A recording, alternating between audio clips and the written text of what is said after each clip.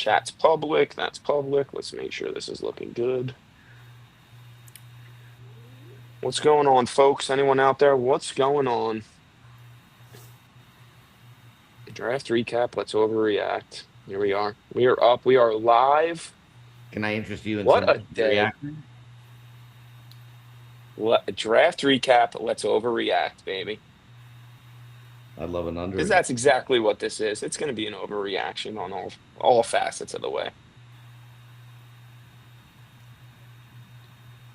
How we doing, fellas? How's your day doing? This is like the first time I feel like I'm talking to you guys. I've been traveling all day. I had major FOMO of the BWW draft party. I had major FOMO of my friends going to the bar after and being there seemingly for like 6 hours, talking ball and hanging out. I've had a really shitty day other than going to Rosenstock, who's someone I've always wanted to play with. But how's the day been from your perspective?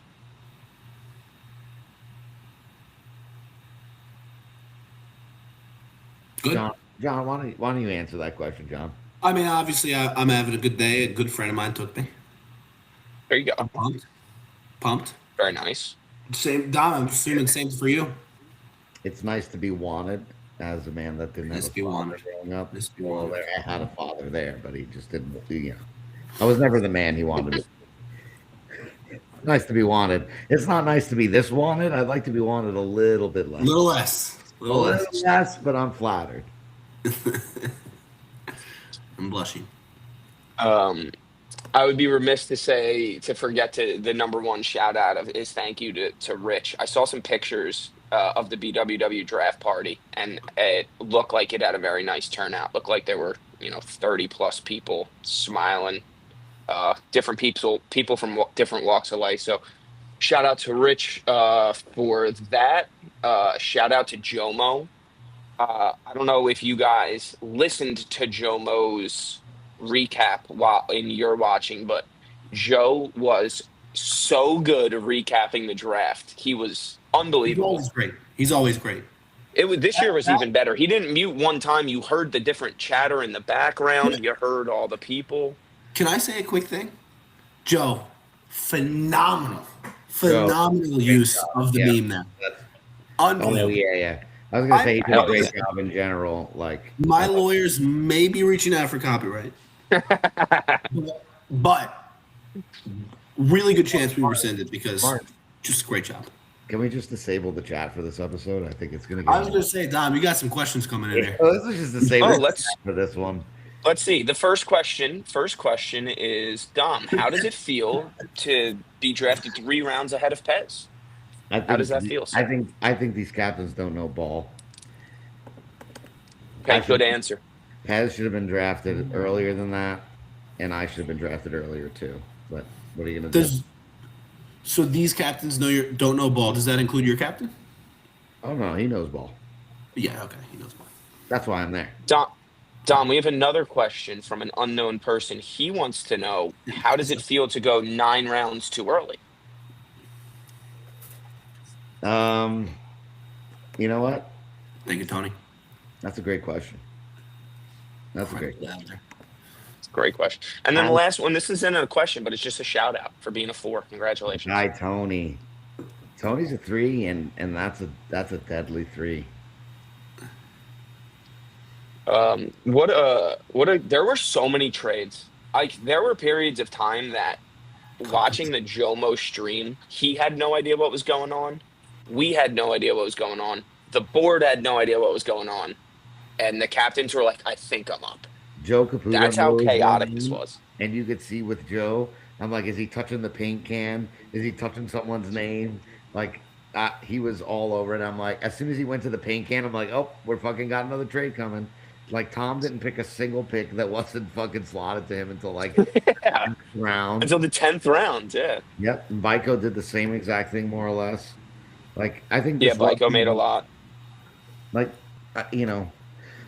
looking at like what Alex paid pre-draft for Cole, and looking what Pollock paid during draft for Tino, at first I thought it was too light of a price.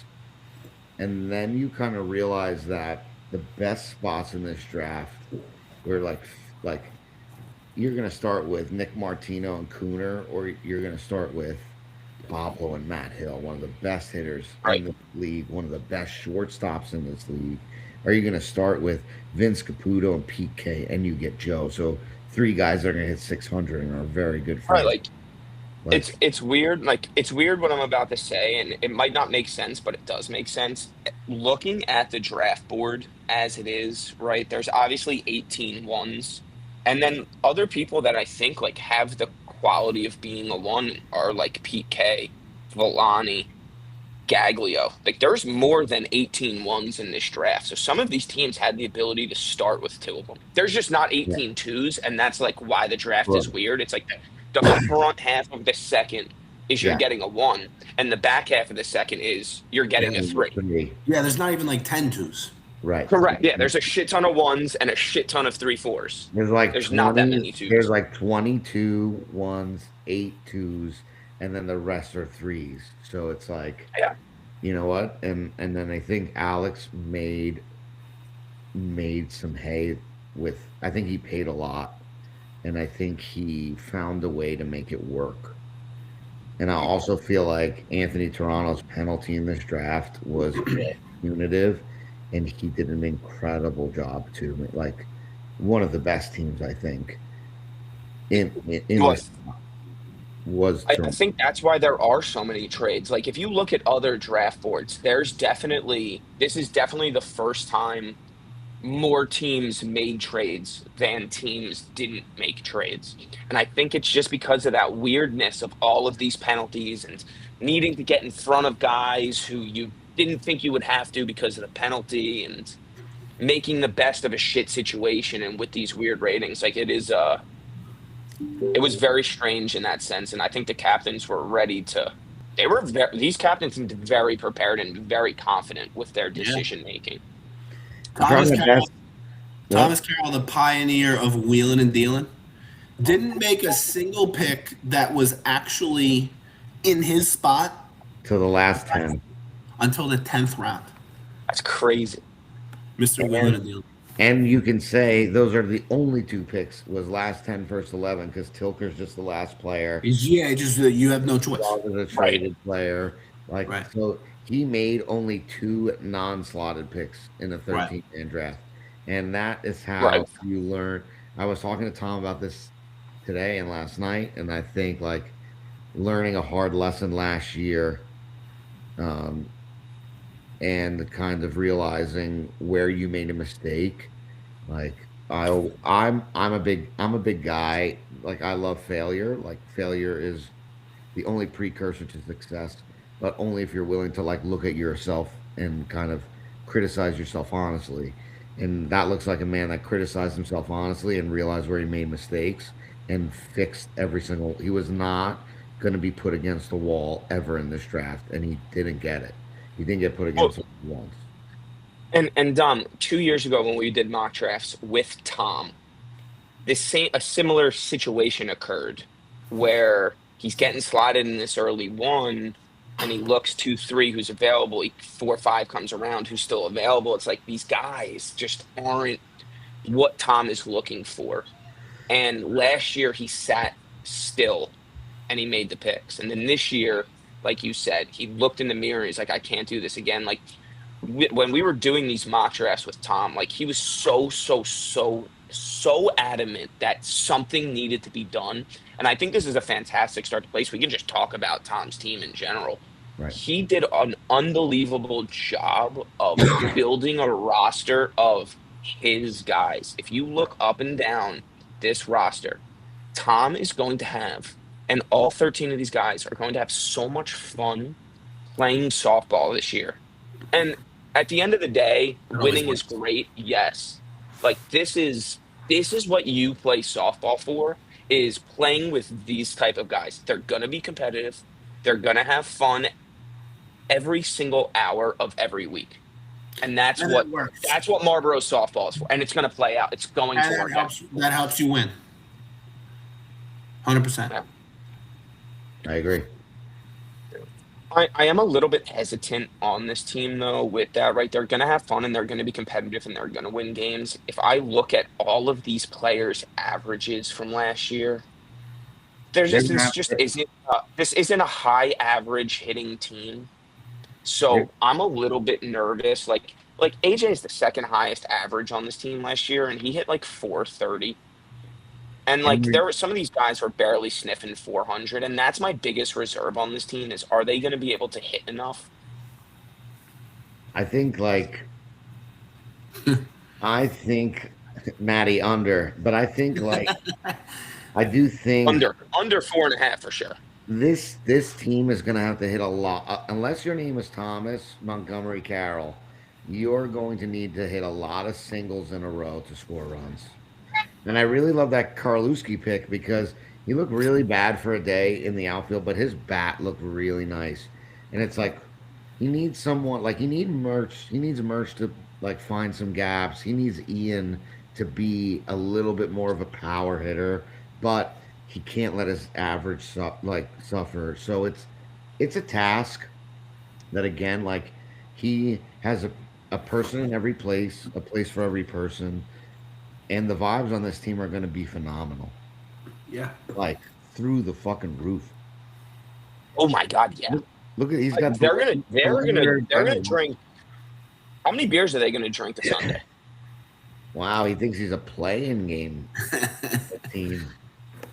Hey, people said that like, yeah. I don't Listen, think. I'll be honest. I was when I was going through this, and I put in our little rundown. I texted you fellas. I said I would like for us each to name two play-in game teams.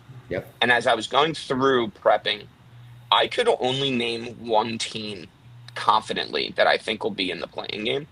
Yeah. If you told me that this Tom Carroll team is going to win 15 games and win their division and go to the semifinals, I think I'd be like, "Oh, that's very possible." I think it's just as possible that they are in the playing game because they don't hit enough and they have too much fun. Like this Tom's team has such a wide range of what can happen to it. I think it just comes down to can they channel the fun they're going to have for the time that they're actually going to play? Can you put the fun aside to be competitive enough This for team 22 weeks? this team does not have to be the best version of themselves on defense. There's a lot of leeway there, but they will have to be the best version of themselves on offense. And that could get difficult. We lost talent in the draft overall, which I felt made the teams much more even somehow. Like I don't know. I think this group of teams, it's hard to because some bottoms get long, some tops are really nice, some teams are good all the way through. Some teams have no position. Teams have too many positions. Like, what is going to rule the day in this? But I think like for my money, AJ is the best pitcher in the league. If we're gonna take batting average aside, and I know that you don't take batting Pure average, defense, pure pitching. Yep. best in the league. So you're telling me you're getting Tom at short, right? You could put Tony in right center, Larocca in left center, beating an incredible middle outfield. Kevin Mertz going to be tall and fast in left. Ian's going to play a second. Nicky Laps is going to go where he needs to go. Karalewski can be in right. You have Sensei Crease in right or catching. You have guys that like beef. You have guys that are there to have fun. They can catch for 3 innings and sit down and be a part of the vibe. Like these are all like there's no 12 on this team or 11 on this team or 13 on this team that's texting you during the week saying that they want more time and like Correct. I'm lucky enough to not have been on a team where that's happening, but like I know it happens. Like people want to play. People want to play in fair territory. This is not going to be a team that's bitching about that kind of stuff. And I think Tom's vibes last year, John, I thought your vibes made your team go from Right. like a B minus to a B plus. And I Right. think this team is almost Works. starts a little bit of better position. So if we're going to score it, it might go from a B to an A minus if they all kind of row together. Yeah. I just really love this team. The floor of this team is higher than it was last year. And then they still have that same vibes Yeah. jump ability. Right. Because you Yeah. have Tom Carroll. Yes. I think this is One, quintessential example of the sum is greater than its parts, and that is ultimately when you build a team what you want. Doretta, why are you here? I did, I did get kicked out of that. So I'm scared to go inside right now. People are not happy with me inside. One of the guys, I think one of my favorite picks on this team. I love Kevin Murch. He's my guy. Would have Yeah, loved to play with him. I don't think it's him. The answer is Cruz, Yeah. Kraus, whatever. Sensei. When he played for Sensei, yes, when he played for Pat last year, Pat's philosophy is very different than Tom's, where Pat runs this like a Fortune 500 company. We're gonna clock in, clock out, and we're gonna Yeah, work really hard. And Tom is just like, let's just let's just be awesome together and Let's have just play fun. hard. I Yeah. like the complete like 180 in that for someone like Cruz is what I'm excited for. It's watching those guys who are rookies who see it one way and now get to play a completely different way. I'm very excited for him because he's so strong and he can really hit the ball hard. he's basically going from SpaceX, where they put website blockers on, to Google, where they want you to play ping pong in the afternoon. And it's like the environment sometimes brings out the best. Some people need structure, some people don't. And as a guy that I can notice walking around with grass-fed chickens in his backyard and a joint in his hand, he probably does a little better with no website blockers. And then Jam. one other guy that interests me on this team is Woloshin because every year Woloshin has played for Seth. He always gets drafted to play shortstop, and Seth kind of just throws him out into the fire and is like, "Hey, figure it out. We need you at shortstop. Figure it out." And I think that takes a toll on people offensively. At least it could. I'm not saying it does for Jake. I'll leave that up to him to decide. I think it But does. I'm really excited. I'm really excited to see him with the pressure of not really needing to be a shortstop. Like he can just be a really good second baseman and have a And, little bit more fun and play and free. I think he's gonna hit this year, honestly. He's Nice motivated. idea. Are me and Mario just chopped liver? Yeah, you kind of are. You kind of are. Oh, that's fucking Everyone's fun. Are we favorite just toy. chopped liver? What do you expect?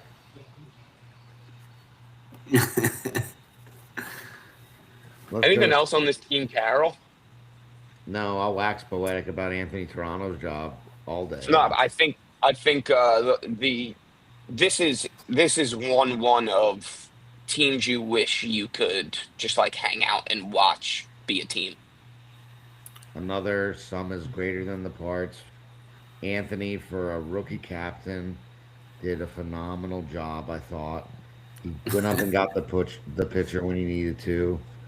Um, Karasky's gonna pitch for him, right? That's the goal. yeah, yep, and he's gonna hit Yep. 500. Look, you got the top three hitter in the league, 500 hitter.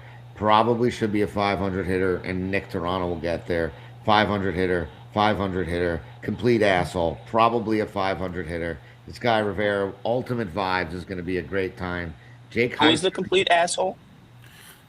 you rewind the You tape know, and figure it you out. know. Got it. Got This it. guy Got that it. The doesn't guy answer is phone the guy calls, who's a doesn't call you currency. back, and then holds you over the fire Gotcha. when you miss his call. Yeah, Currency. correct. Currency. There you go. Currency. Thank you. But It's if about Jake, time someone held this guy if this accountable. asshole's son figures out how to hit the fucking ball, which again, Nick Toronto's the kind of guy that'll teach him to do. He's going to be a Yeah. tall left fielder with a strong arm, and him and Vince Spitaletto, what a pain in the ass. And I think this nine through 13 it's the best. lineup wise, pure hitter wise, is the best 9 through 13 in the league, and it's not particularly close I thought because because of this. Frankie Ermel, Spitz, Heitzner all have the ability. You have to respect their strength as human beings defensively. You can't play them two in, so they're gonna single in front of you, or they'll beat you. And then Bickoff and Siaglia never get cheated in their at bats. They always have good at bats. Yeah. There's no One, automatic outs on this team. the best, I thought, Just Mikey Heights. one of the Just most Mikey Heights. one of the most Which valuable things 2 outs. he did in this draft was saddle Frank with two Oh, sure. 13s, right? That's who, like, Frank has two 13s. And you know what he did last year? He learned from whatever mistake that he had, and he said, I don't care. I'll lose value in the 6th round, 7th round, 8th round, 9th round, because those guys are very similar. No. But late 12 and late 13 is not a recipe to turn a lineup over where you got 6 guys that are hitting 500. So that solves the problem for what most teams dread trying to figure out. So, like, incredible job. I could not say nicer things about a rookie captain. I did not think Alex gets his roses and gets all of his flowers, and I know Guy Goldfarb's here and he's going to kill himself, kill me. Sorry, not kill himself. He's going to kill me. But Alex got a lot of help last year from the people drafting, from the amount of talent, and from people that helped him, and rightfully so. You should be helping people. Anthony got the right amount of help. I think he did an incredible job. Like, Frank did him a nice favor when he wanted to take Heitzner in that 6 and then still was able to flip the 9 so he could take Jake. Like, that was a I mean, it's help a me better help thing for you Frank. type move. Frank didn't Correct. know Yes, Jake. a help you type move, like a Oh yeah, no-brainer type situation. yeah. Correct. This Yeah. 12-13 exchange, so he can have Zach Schmidt, I believe, and taking Connor for. I mean, we'll get there later, but I thought Right. Frank was kind of off his game most of this draft. And as a I mean, guy, I'd be down to pivot to Frank if you want right after this. sure, because for So a guy like for a guy in Frank, I want to say one thing left on Toronto though, and then we could pivot. My biggest concern with this team is Nick go to first. yes, I don't see the bat behind him. Is the bat behind him Lewicki? Because when I look at this lineup, this is what I see in this lineup. I'm going to go from 1 through 7. I see Nick Toronto. I see maybe the best pure hitter in this league. I see a singles hitter Fawcett. I see a singles hitter Rodriguez. I see a singles hitter Toronto, Anthony Toronto. I oh see wow, Juraski, who's basically a singles hitter. I see Heitzner, who hopes to make contact. And then I see Lewicki, who's going to push it to the right side. I'm a little bit concerned about the lack of protection for Nick. yeah. I mean, Vince Spitaletto behind Nick and Anthony's prop. Maybe this kid Lewicki we'll see is probably like their strongest Oof. bat, like as far as like punishment goes. The best case scenario for them is this guy Lewicki. He proves to Yeah. be better. My concern with Lewicki, watching him in the tryouts and the scrimmage, he stands so far off the plate. He knows his strength is right center, right side, and he's gonna hit it hard. It's My that guy. concern, my concern is he becomes Dave Wagreich.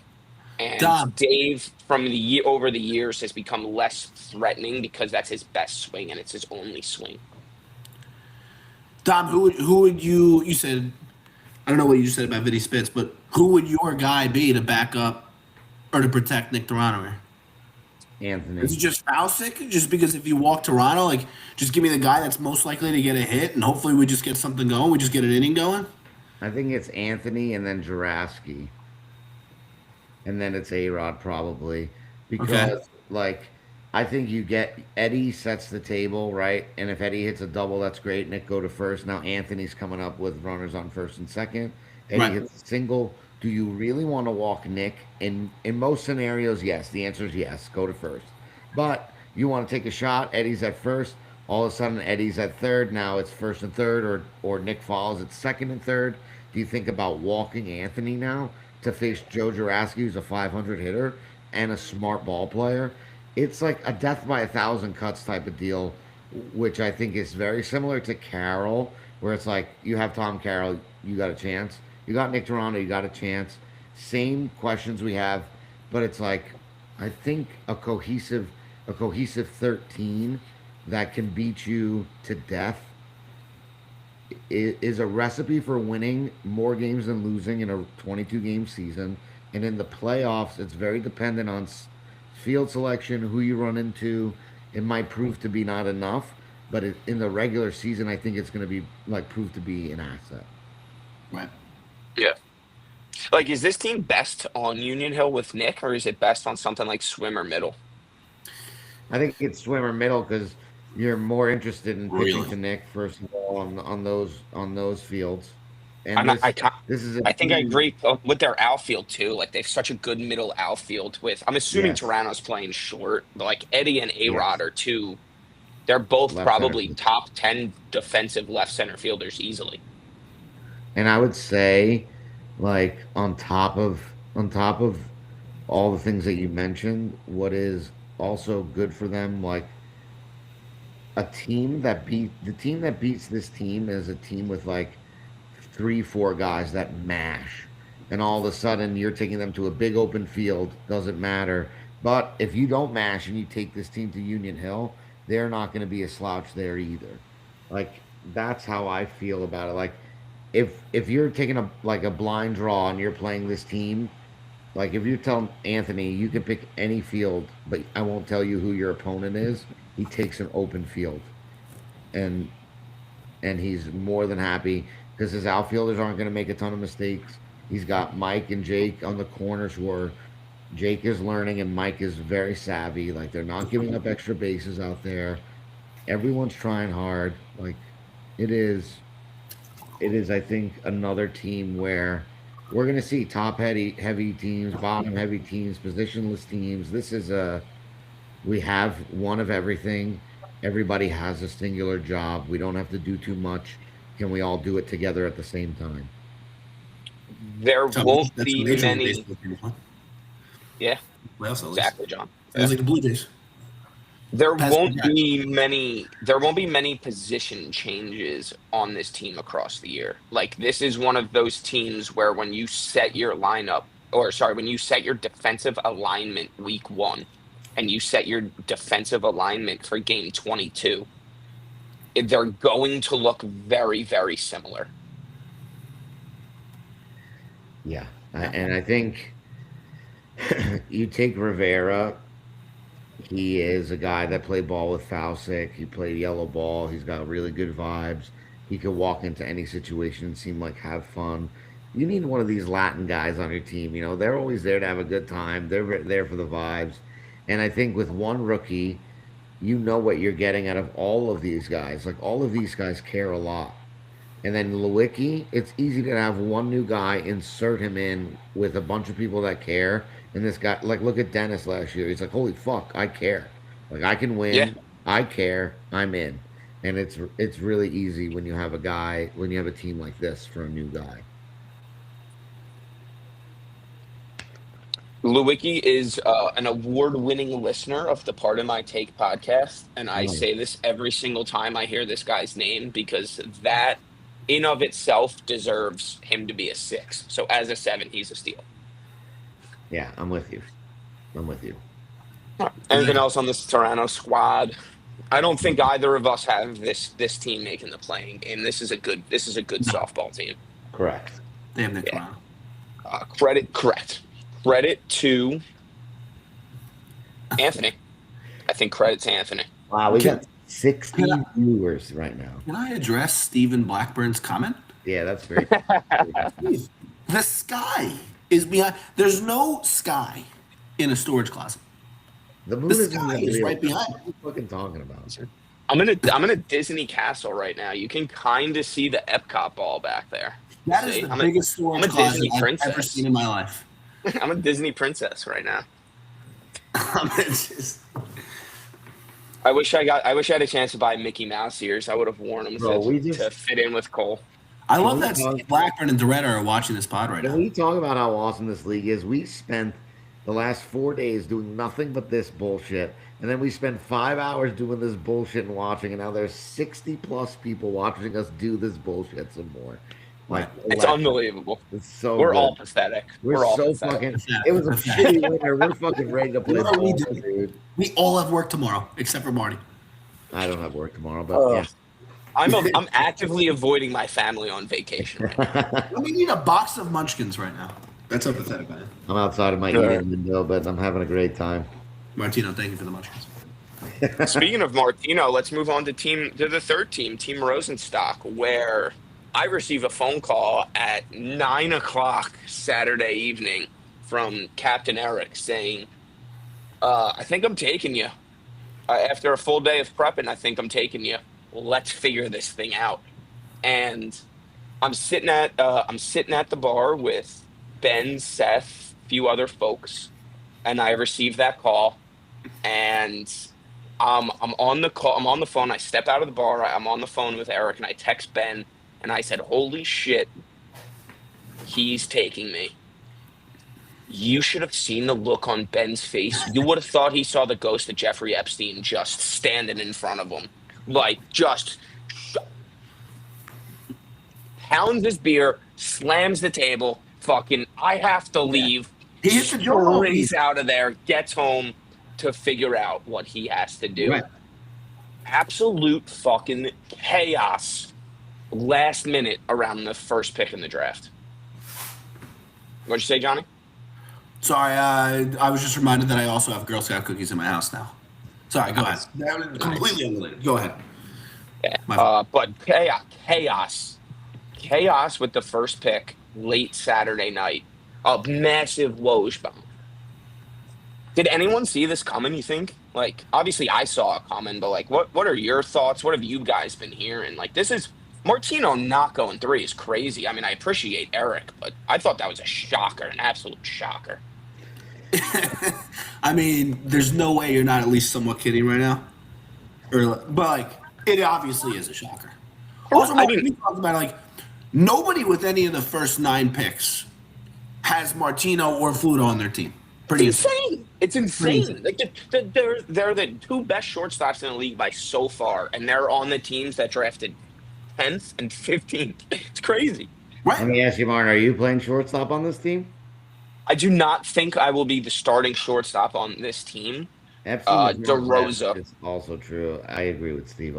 Bad take most of the time, but Since he isn't dead. I I love skipping the comments right now. I think our defensive alignment's going to be me in left center. We're going to have DeRosa at short. Obviously, Carlin pitching.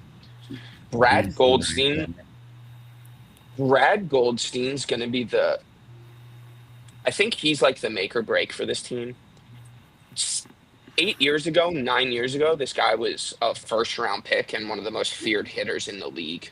He showed up to tryouts, looked like he was in unbelievable shape physically, and was hitting the ball very hard.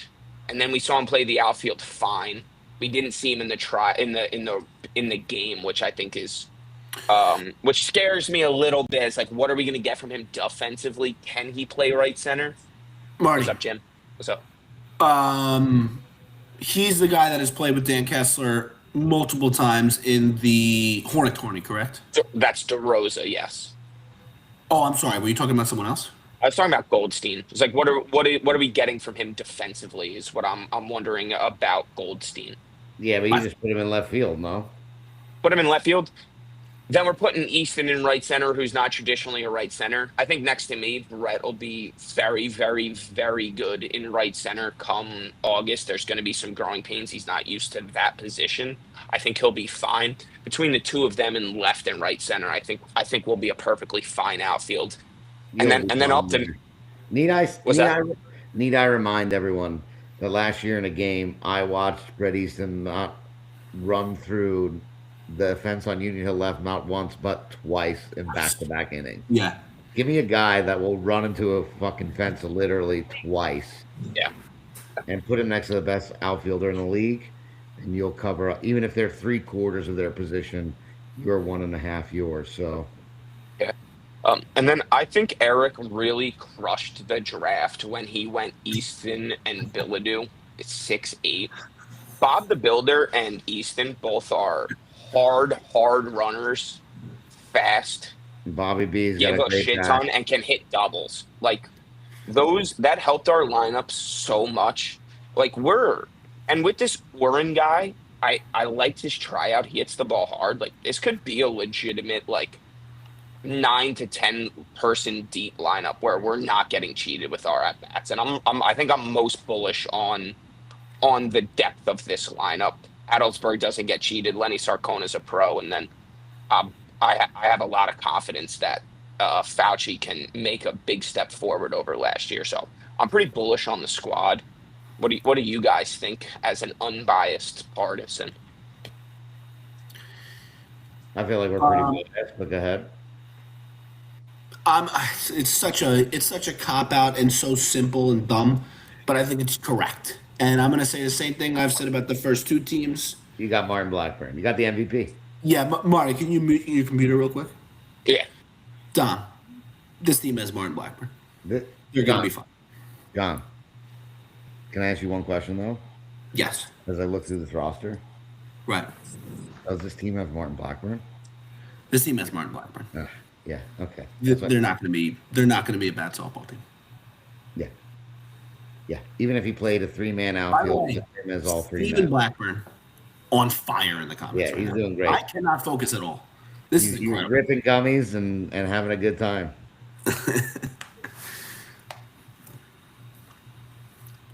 All right, we got somebody text Dom. One of us has a text Marty that he can turn his volume back You're on. gonna,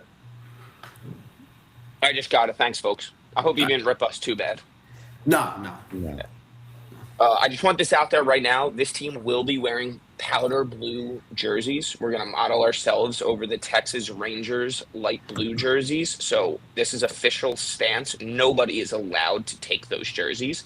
If you do, and people complain that there's two teams with powder blue jerseys, you're the reason now that there's two powder blue jerseys. I just want that on the record. Well, let's fucking talk about Rumpelstiltskin's team over here. Let's talk about this because when this trade happened, Kessler obviously takes Martino. Pollock gets Pablo, Ben's child, and Matt Hill, who eliminates Ben in the playoffs every year. It almost seemed like a no-doubter. And when I spoke with Ben, this might be classified information, so everyone, you're not allowed to hear this, so please turn off your audio. He said that this was the only combo of players he would do this for. And I think that's fair. I think that's fair. I think it's a really good combo of players. You get an unbelievable hitter that can hit 600 with pop, and you get a fantastic, you're telling me Ben shortstop. Kessler went into something and said, "Only if I have the best thing in the world and get my way will I do this." Yeah, I do believe. I do believe Ben Kessler did that. Yes, 100%. It is very Ben to be like the sky is falling, the world is ending, and then a massive opportunity falls in his lap, and he goes, "Okay, fine." He's like, you know what? Why don't you give me the 5th best shortstop and the best hitter in the league, maybe? And I'll maybe. And I'll give you the best player in the league. Yeah, I mean, it's like. And I'll give you the best player in the league. Yeah. But like that's it's funny, Marty. We're saying the first 9 picks. None of these guys have Martino or Fluta. I think is part of that because of how powerful it is to trade one of those guys.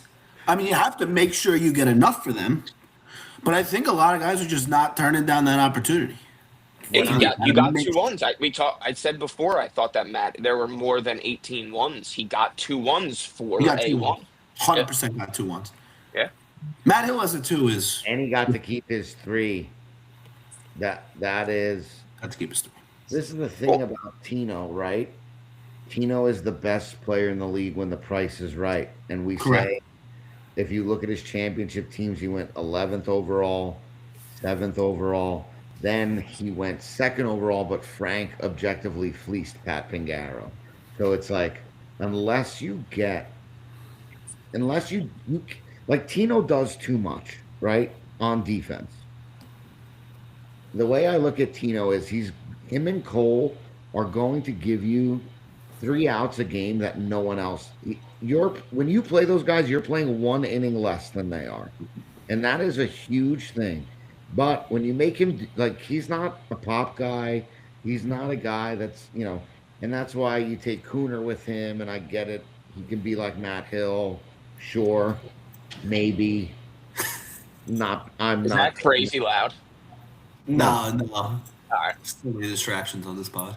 But I just think like I think Kessler's team is like if you tell me AJ Greenspan at the end of the year is one of the top 30 hitters in this league, I would say I believe you.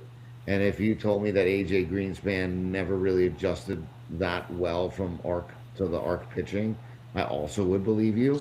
And this team, I think depends on if he can play left center and he can be the bat I think he can be. And then this team is a fucking problem. I think I think Ben I think Bennett comes out of this draft one of the biggest winners because of the 3-4-5 that he put together. When it comes to this Greenspan kid, we have no idea what we're going to get. His swing in a wet 35-degree weather looked good, and Vile. we didn't see him again. So it's like, all right, that's so hard to judge, but there's got to be something positive about seeing that swing in that weather. As a five, I wanna go back to the 2025 draft, right, where we see Byko take Jason Feingold in the seven, and Jason didn't hit very well, but he played a tremendous right center field for a team that went to the semifinals.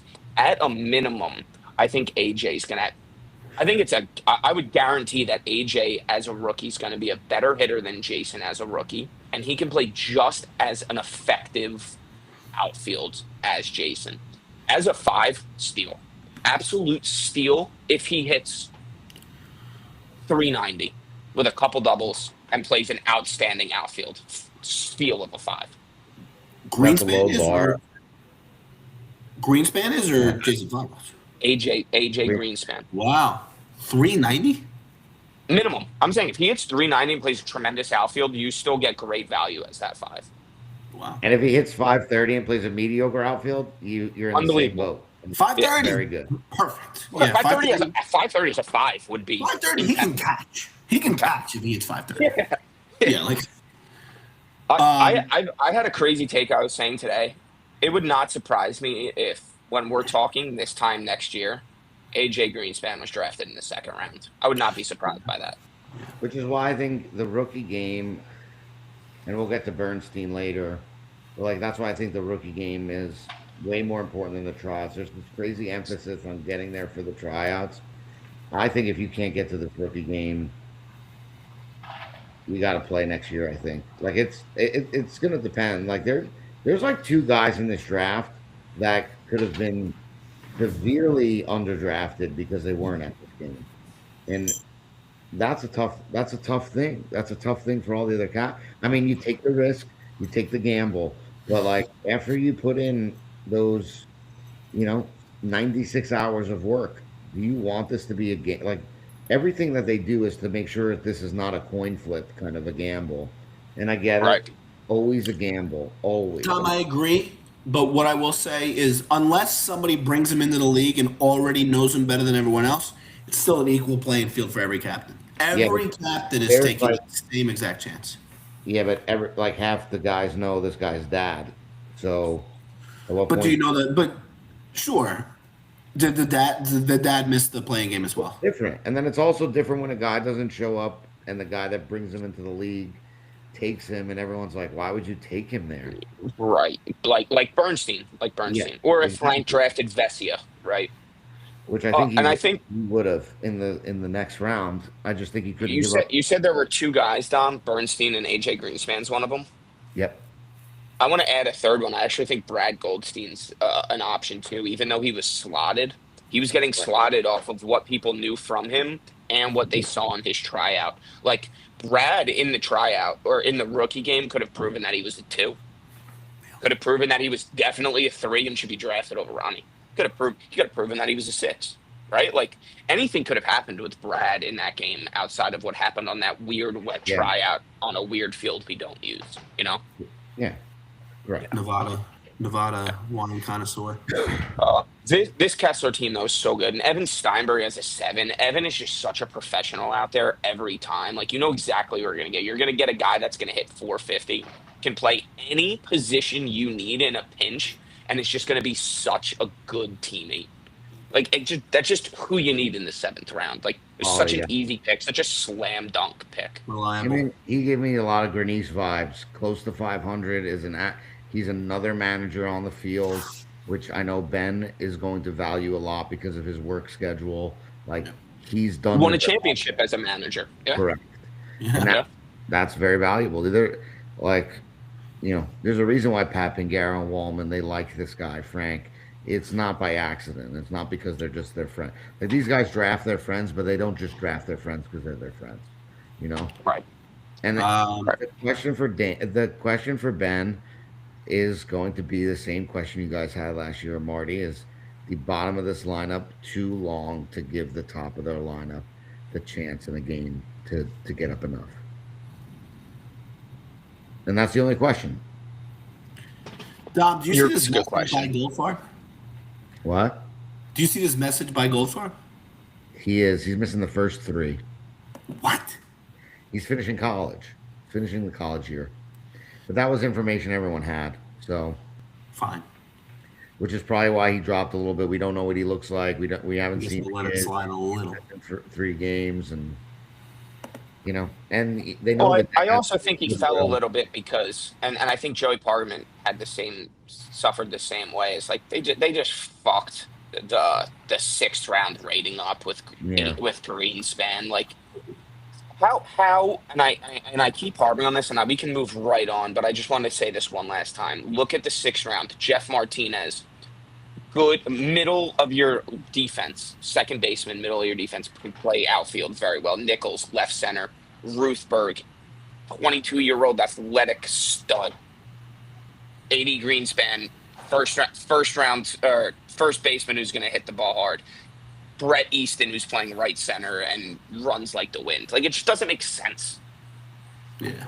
Sixth round for Parliament, Alex Goldfarb. Next one's Vesio, Billy Loesch, like Juan Gallardo. Like those guys, they're just not the same. I mean, I would say like we're gonna go to Pingaro now, right?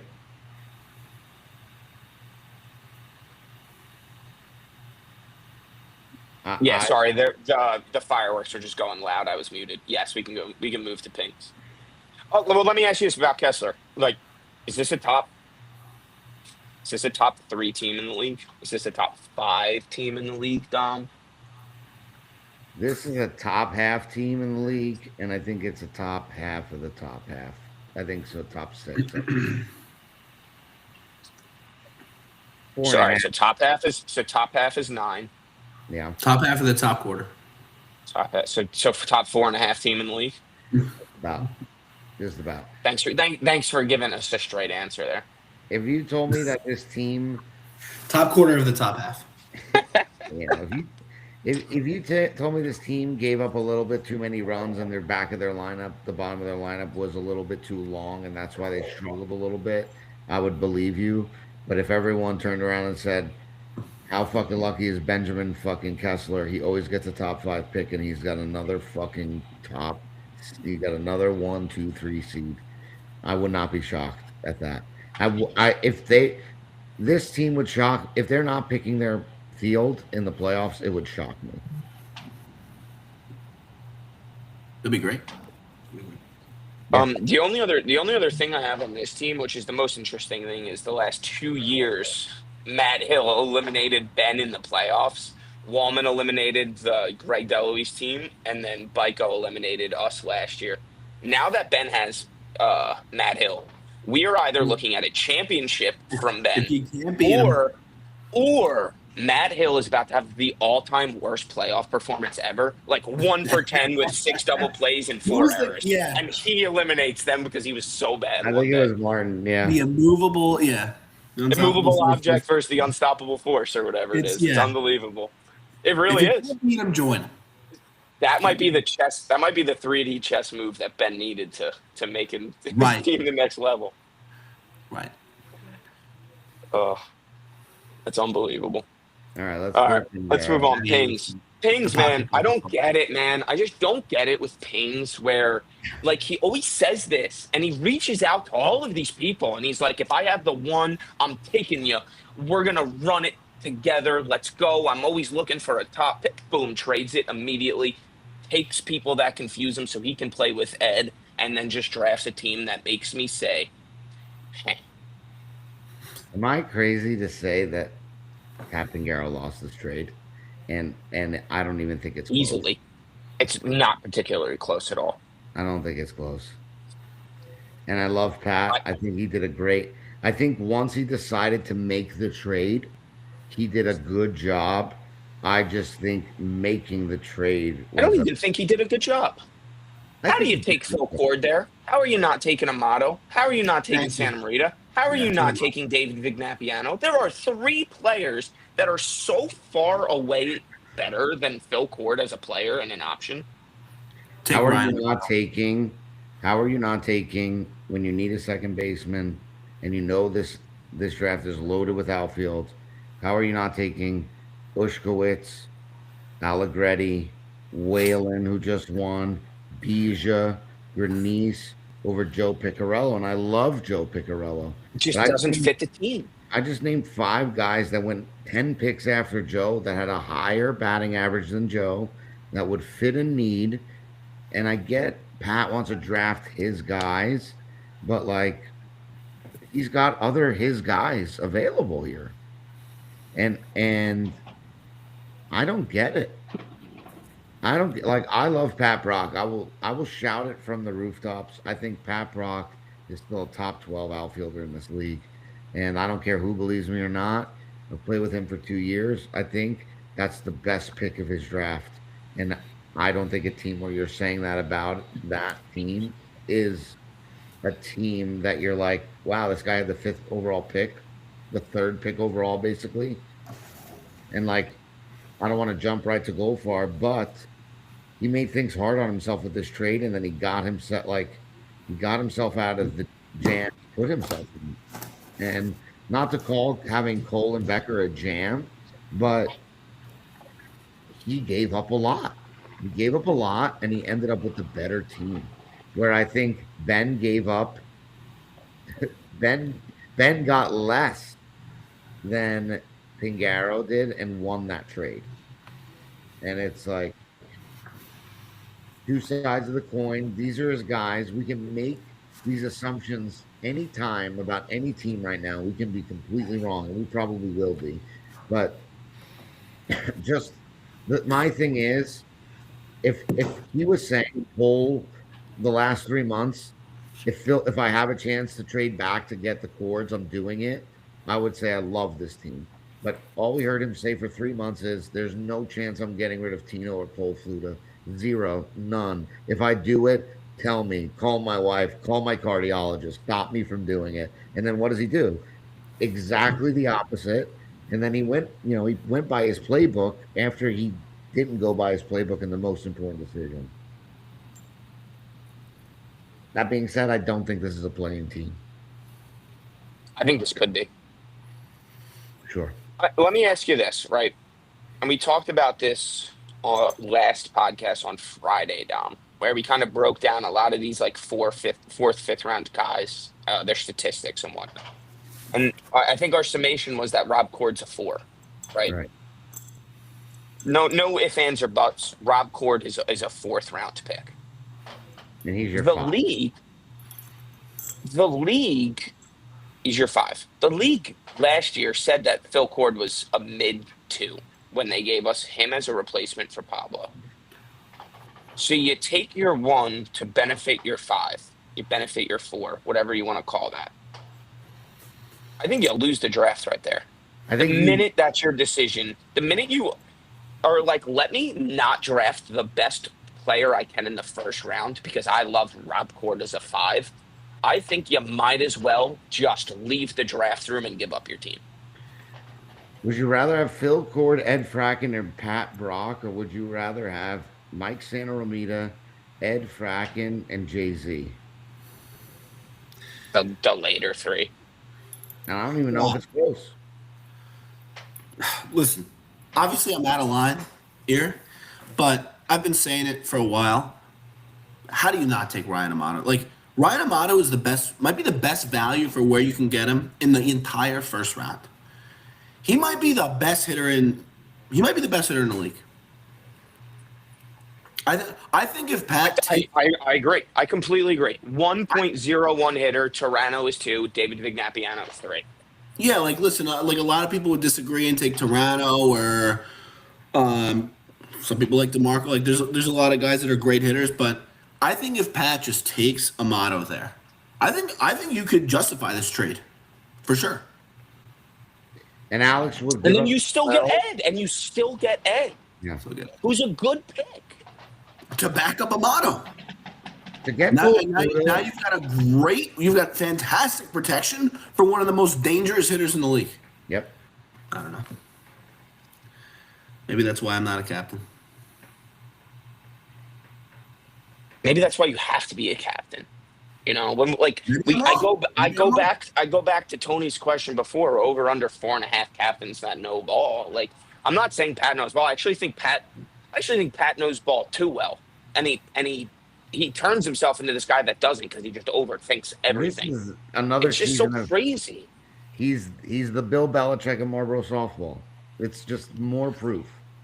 Yeah. Yeah, you do so well for so long, eventually you just kind of get a little bit caught up. You become like a caricature of yourself at some point, right? I love the idea of saying, hey, this guy that's slotted because I took this player, like, the Cords, the Monacchios. I love the idea of, this rated player has great value, so I'm going to overdraft this other guy. But in the first round, it's just not worth it.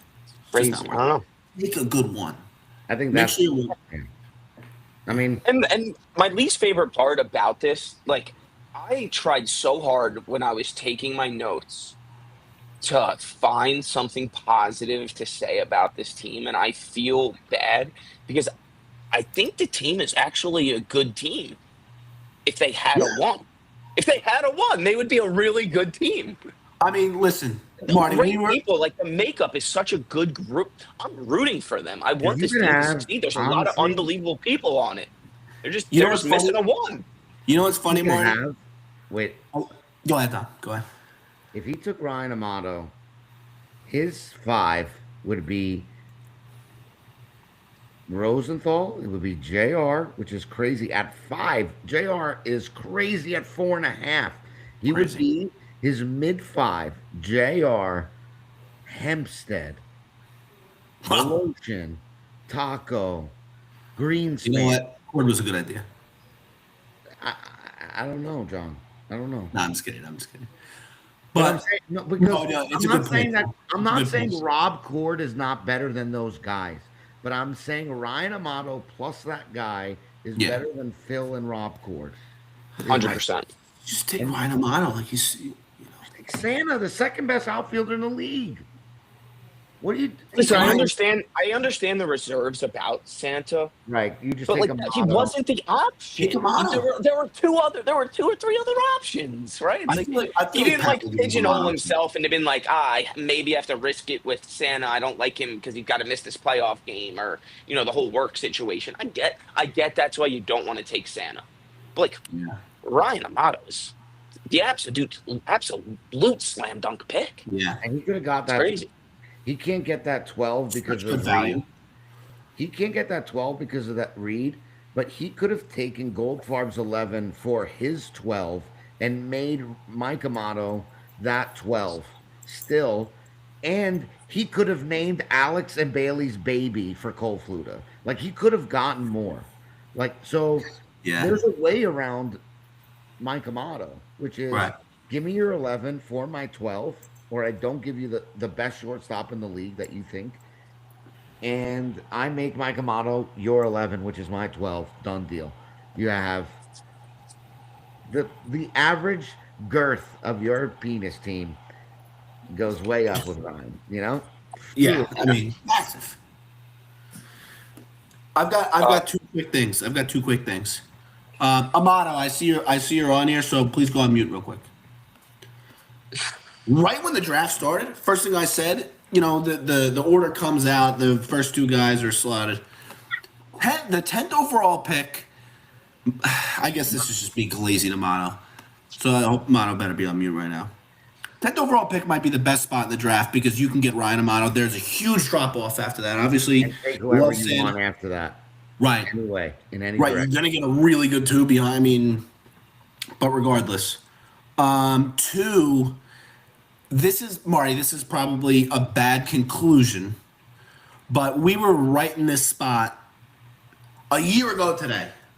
We were saying the same exact thing about Pat's team, and listen, he could have taken Martino. Does he do better than he did last year if he had Martino on his team? Probably. Probably. Probably. Probably. Guys But made the 3 straight finals, so probably. probably. Yeah, that's I why hope so. that's why I'm saying the conclusion's bad. But team still did pretty well. Was Kind Doug of. drafted in this year? Look at that. What they weren't in the playing game and lost in the first round, right? Yeah, I guess That's you're what Pat like. If that's what you I want to sign up for, congrats on doing it again, Pat. it's not. I just like what was the record last year? Like a game over 2 games over 500, maybe. Yeah. Maybe. So these, it's not bad. But yeah, like you're in the spot to take Martino, you should probably just do it. Can we Ben. can we can we Ben. go on to the team with the guy out is my favorite to talk about? Can I just say one positive note on this Pings team? Yeah. I loved his Ruthberg, Gill, Dylan Jacoby rookie combo in the middle of the draft. Gill Yep. rakes. Yep. Ruthberg, kind of a cool. He didn't play in the showcase, right? Who? Ruthberg. He did not. Correct. That's another one of those guys. He's this young athlete who's just trying to go out there and play ball. Like he could be a Make steal all as a the play. six, He looked like he could make all the right? plays. And Dylan Jacoby has the weirdest swing I've ever seen, but hits seeds where people aren't standing. It was insane. And he did it all game 2 different times. So I really liked those picks. So I'm excited to sort of see those guys play in a competitive environment for Pat. Now we can move on to Larocca. One of the weirder teams in my mind, but you can go start with this one, Dom. First of all, only person that loves AD more than me is AD. I think pairing him with Taylor is a great job, and I think Chi is good and Yeah. is going to be good in this league. I think Connor Schmidt is. We were watching this draft, making bets on who was going to take more third basemen, Ben Kessler or Frank Larocca, and they both won. I think They both won. they It both was a won, draw. but I don't like how Frank has 213s. AD is not going to like how Frank has 213s. I think you'll get the best version of Darren, and I think with Chi, with guys like with a guy like Demarco, he's just want to go and play. And then Connor and Zach are not guys that I see are that are motivated by the same things that maybe Demarco is motivated by. I don't know, like Connor going. I know Zach had a great year last year. He's not going to pitch, which means he's probably going to play left or right field. Connor, I'm guessing, is going to play third, and Evan Rosenthal at second. So it is a great bat, but I would have loved him to just. I would have loved him to take Ush there, honestly. I'm going to disagree with you there, Dom. When it comes to the Schmidts, What? do you think you know what it takes to motivate the Schmidt brothers? I do. I do. What do you think it takes? I think they strike me as people that have a loving set of parents that are still together. They are both in loving marriages with people they know for a long time. I don't think the will to get up and compete and win a Sunday morning softball game by getting yelled at is the way to motivate them. I think I'm they're gonna see that is exactly where I'm gonna disagree with you because the last 3 seasons they've played with motivationless Goldfarb, followed by a motivationless Goldfarb, followed by a motivationless Jim Lombardi.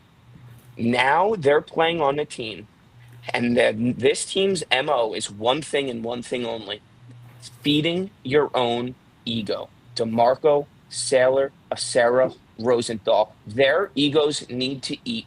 When Zach Schmidt and Connor Schmidt show up on Sundays, they now have the free will to just be these egomaniacs that are going to go out there and just be the best player they want to because these other guys are doing it. And that's something that we've never seen them be able to do. And that's why I don't it's like intriguing. I don't know. I don't know. Like I would not class. I wouldn't say neither that. I don't. I wouldn't say they aren't dogs. I'm just saying I don't think they're in it for the ego. I think they're in it for the group. And I think AD. Like we like to joke around with AD and Sailor. they're in it for the group. Frank is in it for the group. The vibes on this team are going to be really good. I would not want to fight this team because it's just a group of people that are willing to die to win. But when I look at the bottom, you have Kane, who I love. You have Nacho, who hit high 400s last year, but is he going to do that again? Then you have Carp, and then Little Mo actually kind of saves his draft a little bit because Little Mo is a better batter than a 13, and it kind of saves him from having two 13s, really. Like, because, he's really one or two picks away from having, a back of the lineup that's rough to get through. But now, like, this guy Williams can be whatever the fuck. Like, Anthony DeMarco will take this guy and teach him how, and he can live in his ego. I think he wants to hit nukes, and he'll be encouraged to do so. Won't care if like he flies out 20 times. AD is just going to tell him to go nuke. So like Yeah. this team to me, if you told me they were in the playing game, I would say they can't be. They have Anthony DeMarco, and that's the one thing that kind of Against keeps Black me. Anthony DeMarco. White Lightning or The Dark Knight, either one. Great vibes. I agree. Hit him with the Semolina. I agree. That is AD. AD, This chat is absolutely. out of It control. is. really It's good. so I can't fucking focus at funny. all. I can't focus at all. AD absolutely obliterated me in like an hour ago in these comments. AD, Yeah. that's pocket crime. Pocket on pocket crime. Oh, you know what? The That's draft just happened. unbelievable. Tom, couple thoughts on Aaron Williams. Yeah. It's probably a chalk. I think a lot of people would say you're a dumbass. I don't want to say Me? that. No. Um, I was I think gonna it's say, yeah, a lot of people saying that today I about think it's me. and really it's really easy to say Aaron Williams has a high ceiling, and I think a lot of people would probably say you're dumb if you say that. The guy hit a home run by accident. That Yeah. he hit a Yeah. dead center to Union Hill. It's one of the hardest things to do. I've tried to do that so many times I can't come close. Like that is It, so skillful. it is, and I'll finish what I'm saying. Just want to address. You said Jeffrey Epstein, higher average than your four. I'm Yeah. assuming that was at Maddell. And listen, you're probably right. Steven Epstein. His name is Steven Epstein. And he's a player on Team Larocca. And his name is not Jeffrey. Not Jeffrey. Fine. Okay. Just want Still that hit, clear. still hit a Make golf, that clear. can It still hit a seemed golf like, ball further honestly, than my batting average. you know what it felt like to me? That Frank wanted to have fun this year. And not that he didn't want to win, but I think he wanted to have, like, I think That's he what it wanted to was. have fun and kind of That's be in the mix and have a bunch of guys that he likes that he wants to play around with that are going to be good. It's hard to recreate the team he had last year. It's hard to recreate that run. So it's like, okay. okay, I'm going to take DeMarco. You see this? Aaron Williams in the chat right now. Him saying, let's Williams in get the to chat. work is terrifying. That is I so wouldn't have said terrifying to anything. see. This is I my You give wouldn't this have guy point, a dude. said T. If you anything give if this I guy knew a he was T, watching. we're all in trouble. We're all in trouble if Yeah. this guy If I knew he starts was hitting the watching, hard. I would not have said a word. Anthony DeMarco is going to walk up to this kid and be like, "Do you can hit 20 pop-ups straight in May because come September those are going over the fence." And not a lot of captains and players are going to say that to him. They're going to tell him, "Well, why don't you just hit a single? Why don't you just hit a single?" AD is going to say, "Pop out Oh, until you're hitting a home run every other fucking at bat," and that's what he needs to be very good. I think. By the way, If you told me Aaron Williams' stat line at the end of the year, or A Wills as his handle says, Yeah. if you told me his stat line is like 18 hits with 9 homers and like 24 RBIs, sign me up. Like that's a Yes. cool ass stat line. Hell yeah. Especially as a 9. Fuck yeah. Yeah. Dude, Hell yeah. Yeah. Zach Kane sent me a photo of this guy on a jet ski from his Facebook. I'm like, this guy fucks. Get him on my team. Let's trade for him right now. and Zach Kane also fucks. Yeah. By the way, Aaron Williams did not look bad in the outfield. I'm just going to say nice things now that I know he's in the chat. Not a guy you want to pick you in a fight when you clear benches against No Team thanks. Larocca. No thanks. I'm going to I'm not be fighting so this team. well behaved against Team Larocca. This seems so strange though. Like my notes for this are, it's a weird team. This is one of those things. Like Anthony's going to start the year playing shortstop, right? Like, would Yep. it surprise you if by the end of the year Sarah's their shortstop? It would be the most surprising thing of the league. That would surprise me. Really? Okay. Yeah. Yeah. Because they do have like they have such a good outfield without AD, so it's like AD is going to start there. Like maybe it doesn't work. I don't know. I don't know. You I was couldn't just thinking you like couldn't I could see this team having so many different like defensive combinations. The I, first I flip I would do is flip AD. And if for some reason you need to switch shortstops, flip AD and Sailor. That's what I would do. Taylor. Yeah. you couldn't bet me. You couldn't name an amount of money that was too much for me to bet against the fact that Anthony DeMarco won't be good enough to keep this job all season. I don't think you could. Now, if you tell me Rich struggles a ton in left center or Sailor struggles a ton in left center, I It's also going to be don't. Nichols in left center. Right. I don't. I don't. Yeah. I don't Nichols think is baller in left center or in the outfield. I don't think they have a problem, and I think. I mean, DeMarco wants to play shortstop because he wants to get 12 outs a game by himself, and then he wants to look at his bicep after he makes a throw, like he hurt his shoulder because he threw the ball so hard, but really he's just flexing a little bit. That's what he wants. He don't want to be all the way out in left field where people can't cheer for him. He wants to be able to hear Mike Conti on Union Hill right in the middle of a Wednesday night game talk about how fucking good this guy is. He wants to be within earshot of that. I like this team. I like this team a lot. Yeah. Yeah. Also, one of the more underrated things about this, you mentioned before, Dom, this team loved drafting a lot of third basemen. They also loved picking guys who put down that they could pitch on their Yeah. application. And are never Carp, gonna. Nacho, Zach Schmidt. Like they Yeah. have three backup pitcher options. Yeah. Frank's his rotation is loaded. Yeah, Loaded. he's gonna go Frank for 5 innings, give it to Zach Keeping as the himself setup honest. man in the Keeping himself sixth, honest. Look at that. Carp Put in the together. seventh, and then Nacho in the eighth and ninth to close it. Yeah. Keeping Oh, himself fuck, I honest. can't highlight. Can't feel too safe. Funny. Gotta have someone coming after the job. He is the Michael Jordan of me, guys. Michael That's a funny Jordan is comment. the AD of me, guys. How about that? Rad Rumblings is Dennis, right? Rad Yeah. Rumblings is Dennis. Dennis, make your name Dennis. Make your name Dennis. Oh, that's awesome. Make your name Dennis, please. All right, let's move on here to Bomb and Blitz. I got one word, one syllable to describe this team, and it is bleh. Bomb and Blitz team makes me bleh. I said this before the draft, and I'll say it again. He's going to show up, draft the names that he knows, go Yeah. 500, maybe win a playoff series or two, and have a good time. Yeah. That's Marty, it's funny you say that Bomb and Blitz team is blah, because I bet you he loves his team. He probably walked out of that draft room like, fuck, absolutely aced it, got everything I wanted. Great job by me. I don't think this is a playing game team. I don't. I don't It's because of funny. two reasons. No. I don't because of two reasons. Eric and Richie are so good at softball that they will never let their team be a sub 500 team in the regular Right. season.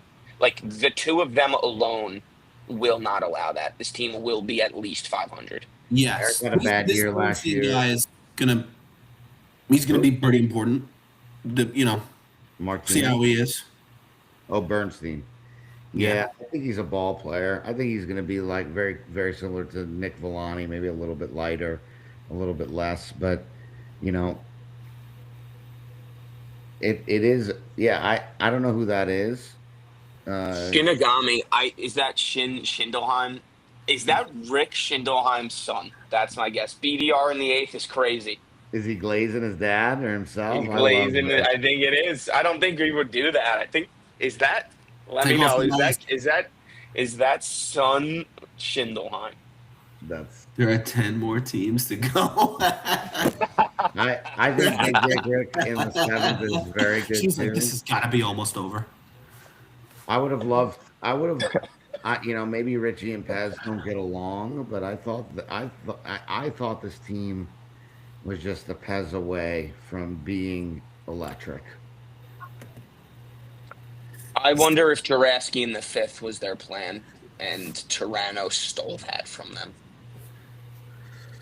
I think so. I would bet a lot of money it was. The Pez fall was weird. I agree. This has to be a personality difference than just not wanting Pez to pitch. I think that has to be something off the field, but it Baiko, was definitely strange. Baiko in here. I'm gonna roast Baiko in about a half hour, 45 minutes. Who So is Shinanagi? Shinanagi. Let's We don't go. know. We don't know. That's what we're trying to figure out. It feels like a Shindelon. Should I call Rick right Shinanagi. now and see? now let's move Let's to just see this.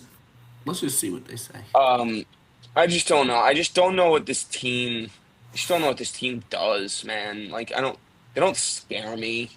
This guy Bernstein's obviously. You said this before, I think, Dom, where it's not like when we were talking about Greenspan. I think we were saying like it's not like we don't know this guy and he brought him in and he was still drafted high. Like this is the complete opposite of that. Is Bomb and Blitz brought this guy in. He had a weird tryout where he didn't really try, didn't show up to the rookie showcase game, and was still taken in the second round. Like, Let me see. did Eric just draft like a top 15 player in the league in the second round and we have no idea? You know, like is that possible? I think it is. I think it's very possible. I think we all watched him and was like, this kid can play ball. It's hard to take that big of a gamble at that spot on a kid that you've seen a bunch of Unless goals unless five. unless you know, Let me Well, see. unless you know. yeah, yeah. Yeah. I I would bet more likely than not that Bernstein is closer to a one than a Benefit. three next year. Yeah. Yeah. Just Yeah. based off of the way that Eric took him with confidence in the second round. Because Eric was always an AJ guy in the second. He always needed a pitcher in the second. He just took this guy Bernstein with confidence, I mean, right? he So had he had Cooner there who put on a fucking clinic in both his tryouts and the game. He had right. Darren Taylor, a 600 hitter with pop in the outfield that he needed.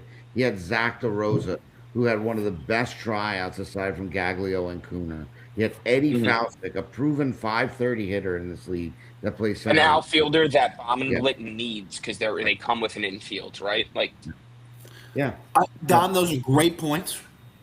I don't think Bomb and Blick cared. He was taking Uncle Bernie, no matter I what. of agree. course, I agree. of course. Yeah, but Correct. I guess you're trying to find out are they taking him because he's Right. their friend that brought Bobby him in, Witt could have been available. He was or taking him. is he way better than anyone thought? And that's what. But I don't. End of the day, I don't think it. I don't think it's going to be that. It's not Matt Hill should get deported. Egregious. So I would move. Matt Hill. I would move on. Yeah, I just move on to Seth's team and just see Who how is it is. You know what I this mean? guy Like, personality? I Don't don't waste know, your, dude. This guy don't Shinigami's waste your killing time me. calling I can't BDR. focus. That's pretty funny. That's Can't funniness. focus. Who is this guy? Hey, we're playing with Richie. Bernstein will be golfing Sundays. That's just not true, Skip. They're family. All right, let's move on. Anything else on this Bomb and Blit team other than they're going to bore us all year and they'll lose in the first round? Oh, Bomb and Blick. yeah, I agree. I have one thing to say. Eric, a little bit of a rough year last year. He will be back. Probably, like, I think it's an easy prediction to just say he'll have a monster season this year. This team could end up being Marty. If Bernstein's closer to a one than he is a three, let's say Richie has a good year. Joe Tracy's a good player. Bush, They're a problem. this Bush team has a, could Bush has a five. Bush won a championship playing right center and fell around. Explain and that. fell around. It's not impossible for this team to end up being really dangerous, which would not be the first time a Bomb and Blitz team is really dangerous. Jeremy Levine. Funny comment from Jeremy. Everyone go fucking follow Marble Racing Mayhem. Awesome Marble Racing videos. That's his channel right there. Go support Jeremy, let's Jeremy. go. Awesome vids. Yes, sir. Do you think? I think John, I think that's a really, really fair point because when I first joined this league, Richie was a two that was begging to be a three. And now he's a three begging to be a four, and he got that four.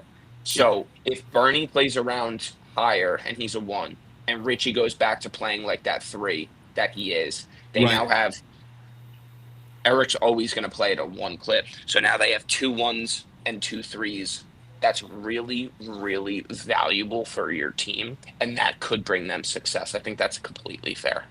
It's I a got good to be point. honest with you I guys. think people just forgot how good Eric Bomb and Blitz is. Like a little bit of a rough year last year. He's a captain, so he's not in any of these. He's not relevant in any of these mocks. Obviously, people Right. don't forget this. You know, there's a lot of people, like some of the guys that are the most involved in Marlboro softball talk about this shit all the time. But Right, but when you're drafting five overall and you're pings, right, and you're doing your mock drafts and you're like, fuck, I'm not getting one of these top shortstops, I'm not getting Martino, I'm not getting Fluta, I could take Sanagate, who's definitely a step down Stav.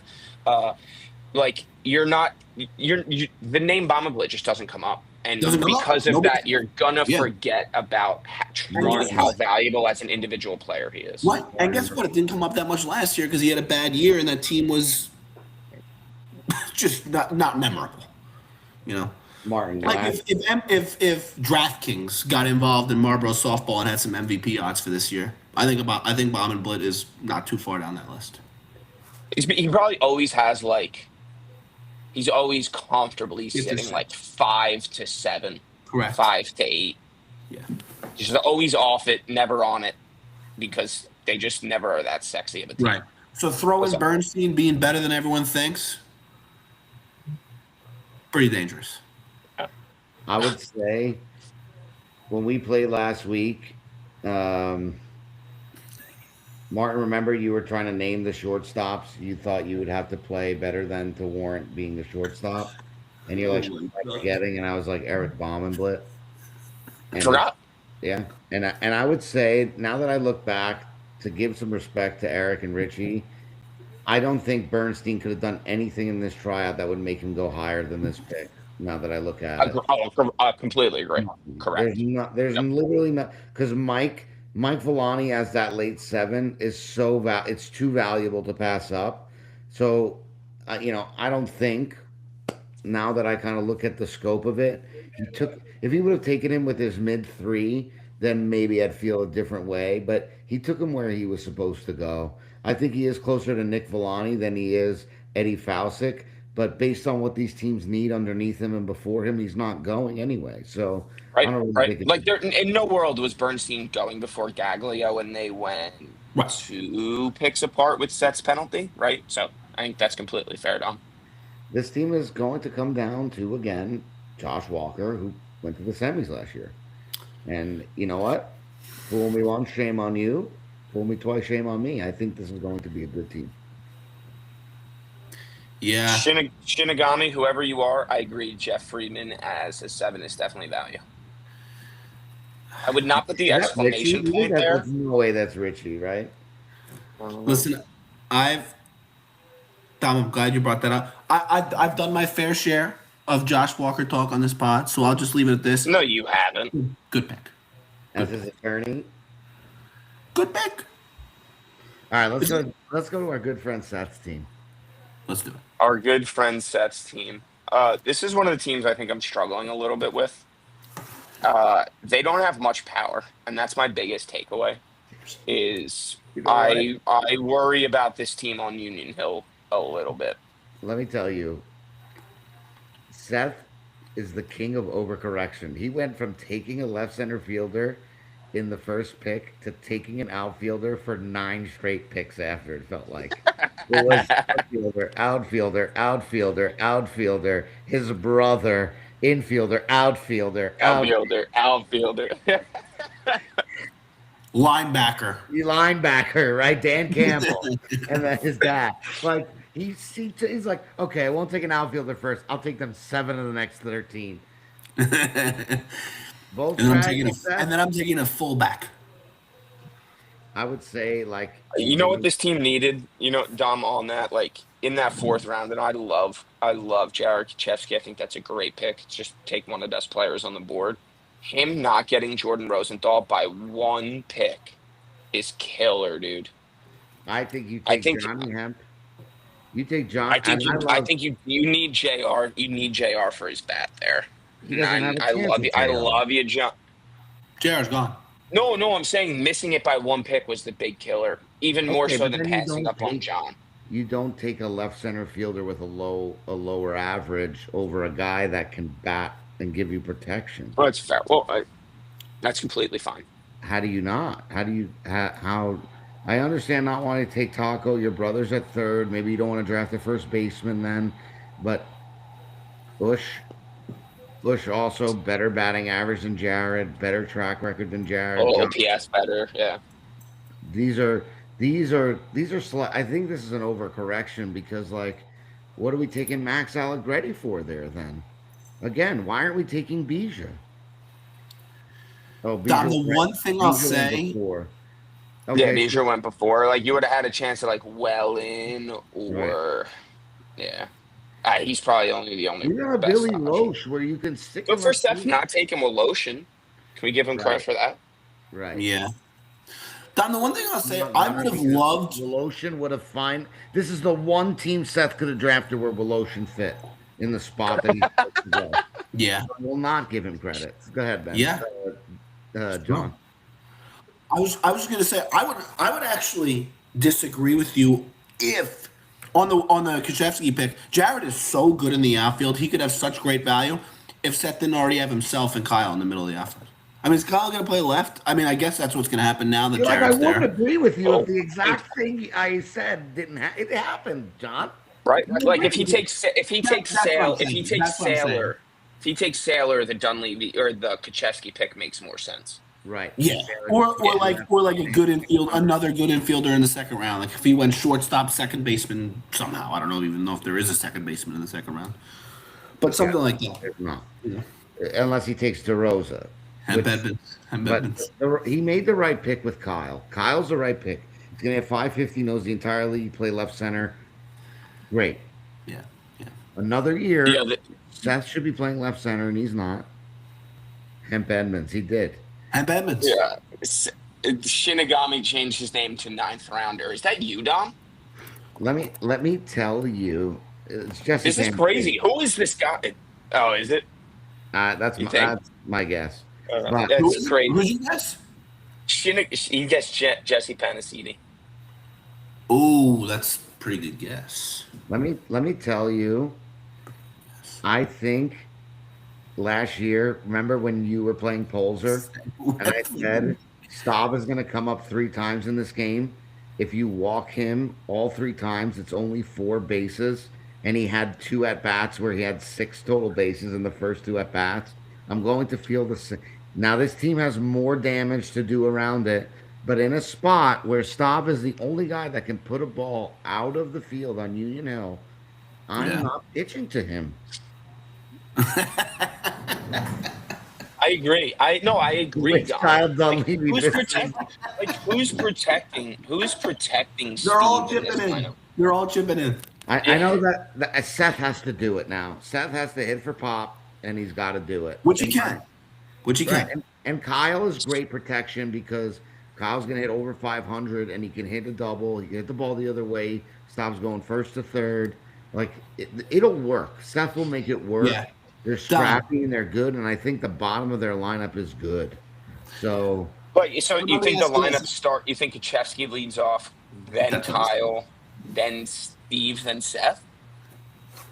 I would lead off Daniel. He hit almost 600 last year. Just get on base in front of Stav, make it hard for him to walk. He's not going to hit a ton Like of the lineup doubles. a little bit.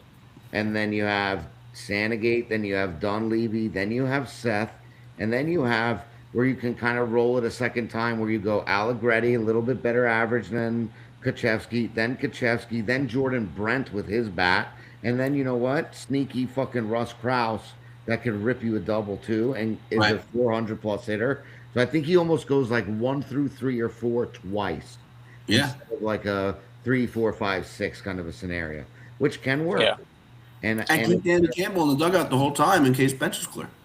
I Yeah, really and that guy, thought like that guy Danny C is like a cool guy in the 11th, right? Like he's a lefty that can hit the ball hard. Lefties just kind of are a cheat code late rounds in this draft anyway. Like they kind of just stay out of double plays and they are always hitting at the worst players, which is interesting. yeah, I did like that pick out of Seth. They don't have like, I mean, Papa D's not the best hitter, and we're not allowed to slander Papa D on this podcast, or I'll Okay. end it. I But mean, like, they don't have of the other 12 guys, like they're hold not. on, They don't have Martin, necessarily like an easy out. Martin. What is there So, to slander? You Southampton. have you have Jake Voloshin sitting there. You know that your father does not field the middle well. So you take an outfielder that only hits about 40 or 50 points higher to play out of position to help your dad. It makes it so hard. This is the more I look at it, the more I realize Jake Woloshin's the right pick here. He's so the right pick. Yeah. It's such a great what a I world we live know, in I where we're talking know, about I this. know, I know. I don't know, man. I love Max Allegretti. He's a gamer. He, I think, is best in right center, but offensively, he's just such a step above Jake. Like he hit 500 with seven doubles and seven Yes. triples last year. Yeah, Yeah. Jake could not sniff like that would be. Jake would love that, and yeah. I love Jake Woloshin. But Jake Woloshin, like the next step for Jake is hitting like 430 with five or six doubles, let alone 14 extra base hits like Axe is. Like Max is significantly better of a hitter. And I need a fine second baseman. Like I'm not as low on that Max pick as you might be given the I'm not Woloshyn low on situation. it. I'm not low on it. But if you come into the draft and you're saying I learned two things. Thing number one is I need to take a premium shortstop if I get this pick over a premium outfielder. And two, I need a strong middle infield to protect my dad.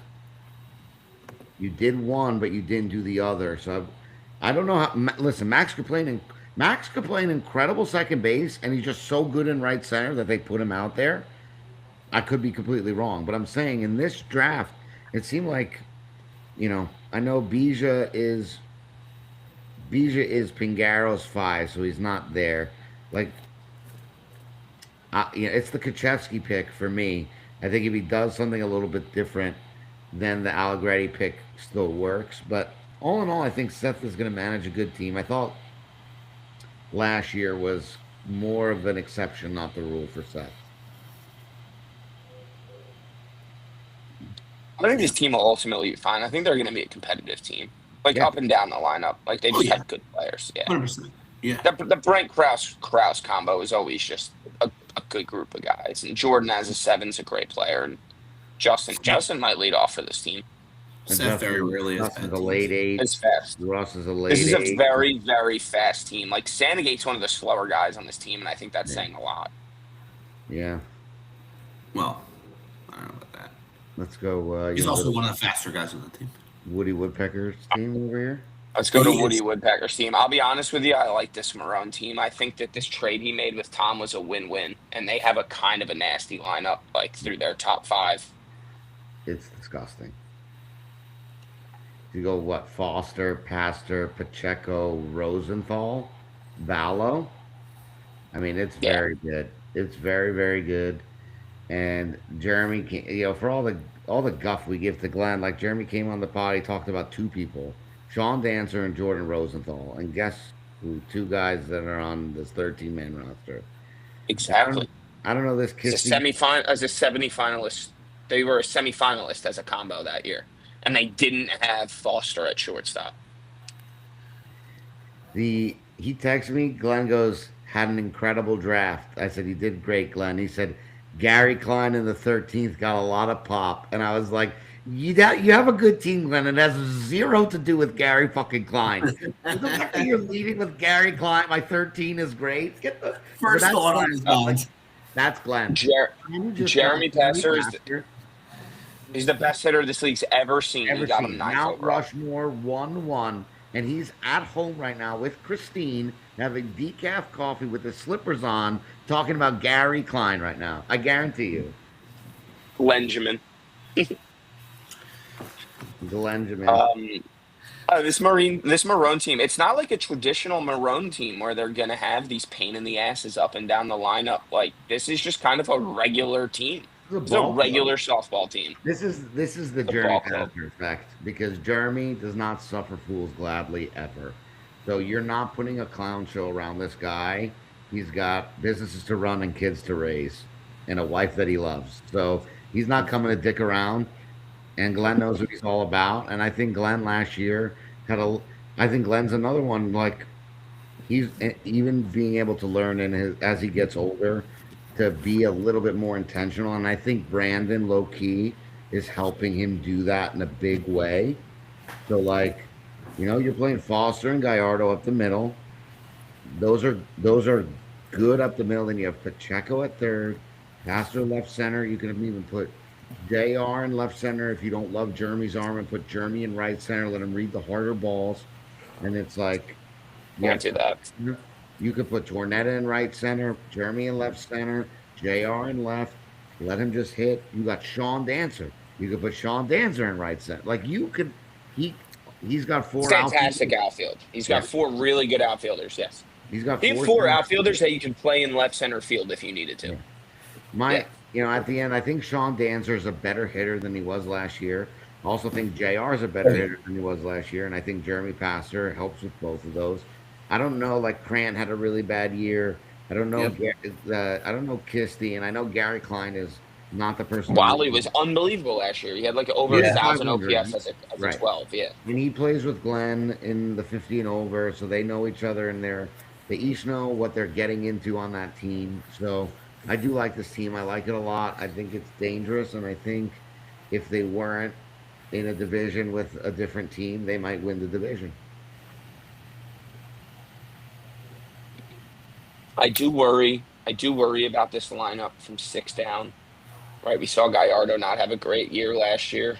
We saw Danzer not have a great year last year. Krant's average isn't always the best. Can Wally sustain that 500? So I do question the depth of their lineup a little bit.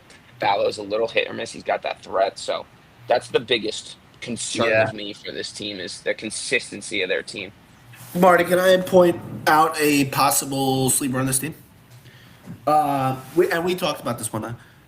Gallardo hit, I think he's been in the league 3 years. He hit like 530, 550, and then had a horrible season out of nowhere last year. Yep. There's a chance that Glenn just got an absolute steal in the 6th round. Yep. And he just bounces back this year, and it's correct. Or maybe 500 again. And then if it's 500, I mean, we just talked about it. Hey, if Greenspan hits 500, he could play fucking catcher. Who cares? So if your 6 hits 500, fantastic. Really good pick. It's fair. If that happens. Because we'll see. All right, let's talk about the champion, Guy Goldfarb, up past his bedtime, just waiting for us to talk about this. This team's going to win the championship again. Goldfarb? He drafted the same team. They're missing. We got 7 guys back, right?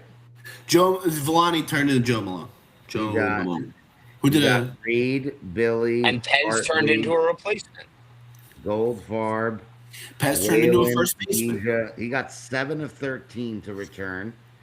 And that's wild. And he got the meat and potatoes to return, if I'm being honest, Bija, Cole, and Becker. And I think a disservice to Bija that he went where he went, because I think he just went there last year, the same exact pick, and they won the fucking championship. So, like, I hate their 9th round pick, but I love Wild Wings. So I look at Wild Wings as the 9 and Jesse as the 10. And then I hate their 11th pick, but I look at Reed as the 11 and Billy as the 12. That's Billy Malone. And I think Joe O is going to bring great vibes to that team. I think Guy Goldfarb.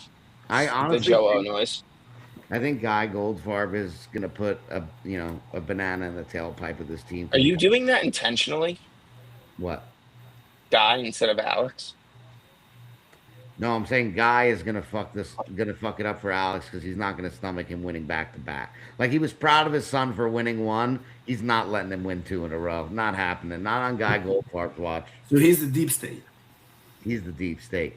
Yeah. But I do like this team. Give me Cole and Beck, and we'll figure the rest out.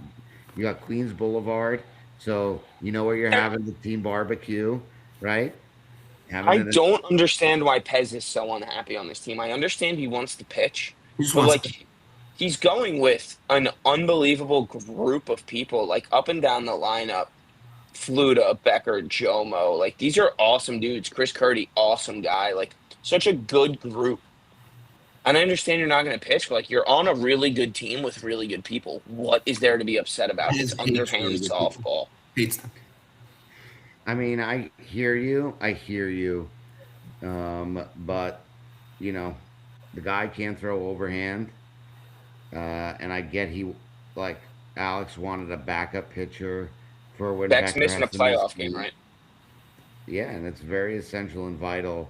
Right. Um, and it's tough to kind of look around because I mean Nick DiNapoli went to the last pick of the fucking third round for Christ's sake. So it's like he's not going to get a chance to pitch.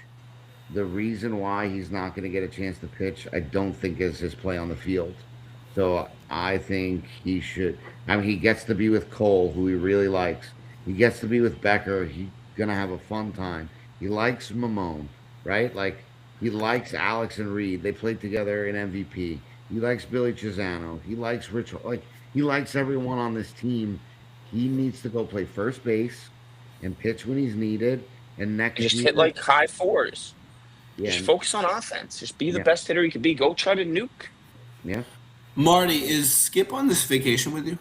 Yeah, he's behind that wall right there. He's just hammering the comments. Poor He's out Miss, of control. poor Mr. and Mrs. Blackburn He- tried to take a nice family vacation. Marty's outside of the fucking balcony doing a podcast, and Skip is inside commenting. I don't He think he told goes. he told me he told me I was pathetic for doing this podcast. He's even more He's pathetic doing for it. commenting and listening as much as he is. Skip, I don't think you're pathetic, but I don't think I'm going to be able to make any games on Wednesday night. By the way, let me just tell you that now. Um, Yeah. we were doing a Wednesday This night league. We play and we do all the fucking live recordings on Wednesday night. Yeah, not happy. I haven't had that conversation with him. So Skip, hope he didn't just listen to that. Oh. We're having it now. We're Uh-oh. having it now as I'm just fucking realizing how fucking hammered I am about this. Oh, Skip is about to hammer these comments about He's that. gonna come. He's about to come through this Yeah. glass pane. I over know, your I know. block. He made fucking Willie retire, and then he fucking yeah. Anyway, Uh, Alex is Um, not winning the Alex, you're championship pitching? again, but let's move on. Yeah. Let's move on. This Polzer team, he nails the first two picks. Nails them. Good, nails them. Then he Nail. takes himself three to pitch. Right now, you have a Nail. very solid pitcher. You have a really good shortstop. You have a fantastic left center fielder. And then I think he just let the wheels fall off a little bit. And my biggest concern is the depth of this lineup, day in and day out. It's tough because it does feel like he has two 12s and a 13. And really, I think it feels like he's got one 12 and two 13s. Wow. All right, Skip. Oh man, Remember that next time there we is text him, bud. absolutely no chance that Skip has less than 9 drinks in him right now with these comments. He is Um, on fire. I just think he did a great job the first 4 or 5 rounds, and then he said, "All right, I'll pick my friends." And it's I like, like a 7. I like a 7 a lot. that's what I'm saying. Like after that, he's like, "Okay, I'm just gonna pick all my friends, and it's gonna be great." Yeah, I mean Lou Buffalo. Skip, you care because 5 if you years in a didn't row. care, you wouldn't say anything mean. I know that's love, and you're mad at your dad and not at me. I forgive you. Like, John. I was just saying Lou Buffalo is I think it's 5 years in a row or something. Yeah. Ever since. And Brock Lou's Orrick. such a guy. But lose the man. Lose the man. Love Lou. I owe him a Like lemon jelly Poles cheesesteak. might just be obsessed with limoncello. Are you ever gonna bring Lou that limoncello I'm cheesecake? gonna try or- my very best. I mean, Lose the best. I like that he took Santa. I was actually a little surprised he took Santa. I thought he was going to take Amato or Viggs, and I like that he took Santa. I think that's the pick. I like that he took Gaglio. I think that's the pick. And then for Joey Pargament, I get it. You could put him right center or second base, but Andy's going to hit singles, and I think Andy is also going to get kind of driven crazy by the bottom of this lineup. Like from a personality standpoint, I do think, I do think so. And I told Ryan Cumber when I saw him at Buffalo Wild Wings that he was going to get ripped for going this early, and that's what he gets. That's what he gets for watching old podcasts and coming to all the scrimmages and letting people watch him play. He could have went to his friends at the Goddards, but he had to be an asshole and be popular. We know what it's like. I get it. I'm suffering from the same ailment, just like Dennis O'Connor. And That is. Suffering. no, Ryan's great. Ryan loves the podcast. I'd like to have him on at some point. He's listening to old podcasts, like Lewicki was listening to old podcasts. Like it's important. You know, this this is important for the league. People are like, you guys are gonna fucking podcast tonight after all this, and it's like, Yeah. isn't this a part of like everyone learning each other? I think this brings us closer together as friends and people because you hear names, like you become more familiar with the people Yeah, who. like we come on this podcast, right? And we say something really positive or really negative about an individual. Now everyone's going to go watch that person. And the next time they go watch that team, they're going to keep an extra eye on it. Like, is that guy really as good as they say he is? Is that guy Yep. really as detrimental as they say? And now those people now have a connection that you The necessarily team's weren't coming. going to have before. Yeah. Um, I feel like every single time I come on this podcast and I talk to this stupid screen, I have Wow, nothing Lewicki but in the ill chat. things to say about a Polzer team. Like this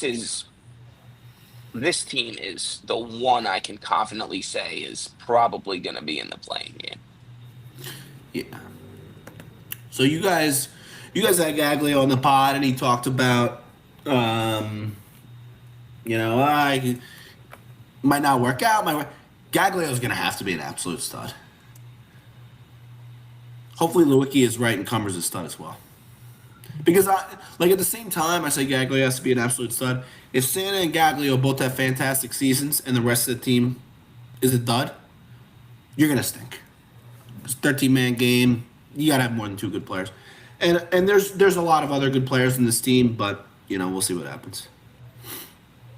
And then I think the worst part about this, and I feel bad for Polzer saying this, is another year of him being Tuscany Rose, and another year of him trying to figure out how to be creative with the same green and yellow color. It's impossible. Yeah. Give this man a new fucking sponsorship. If you go in Polzer's closet right now, he has 7 jerseys with the exact same green Yeah. color with yellow outlining Yeah. because Tuscany Rose, this sponsor, would like for them to be the same color year over year, and I feel bad for Polzer's closet. You think he's the biggest Oakland A's fan in history? He's not, just loves watches. I thought you were friends with Polzer. Me? You just said he had a playing game team and a playing game jersey. The playing game jersey's not his fault. I blame Doug and the board for giving Polzer Great. Tuscany Love Rose that. year over year. What a spin you had there. Love that. Yeah, everyone's on board. Yeah. I would like to see captains have different sponsors if you're not drafting the player that you're sponsoring you. Let me tell you, I Like Ben would is love. always game changers. Switch it up. How many hats can Ben buy that have a GC on them? He doesn't need 40. Well, he has 40. He doesn't need them. Well, we has him. Let him be Freehold Buick. I don't know who that is, but let him be. Let him be somewhere It else. is one of the umpires. I believe that is I think it's Billy Martyr. Billy Martyr. Yeah. He ain't on Conti's team. Let him let Ben be a car. Like, come on. Agreed. Polzer just texted me. I would like this He's team. mixing it up. He's mixing it up this year, Poles. Love it. Really? The colors? Yeah, that's where he's at right now. Like Let's Myron. go, Poles. Kind of. He's kind back. of mixing it up. Polzer's winning the division. Polzer might win 2 rounds in the playoffs, and he might win Cy Young and Manager of the Year. Vigs, that is good. I would No love this chance. team. No chance. Vigs, first of all, I'm not good enough for a headband. I don't have the hairline for a headband. If I wore a headband for an entire game and then took it off, I'd be the ugliest guy in history. And we're already close to begin with. So I would like this team to surprise me. I really would.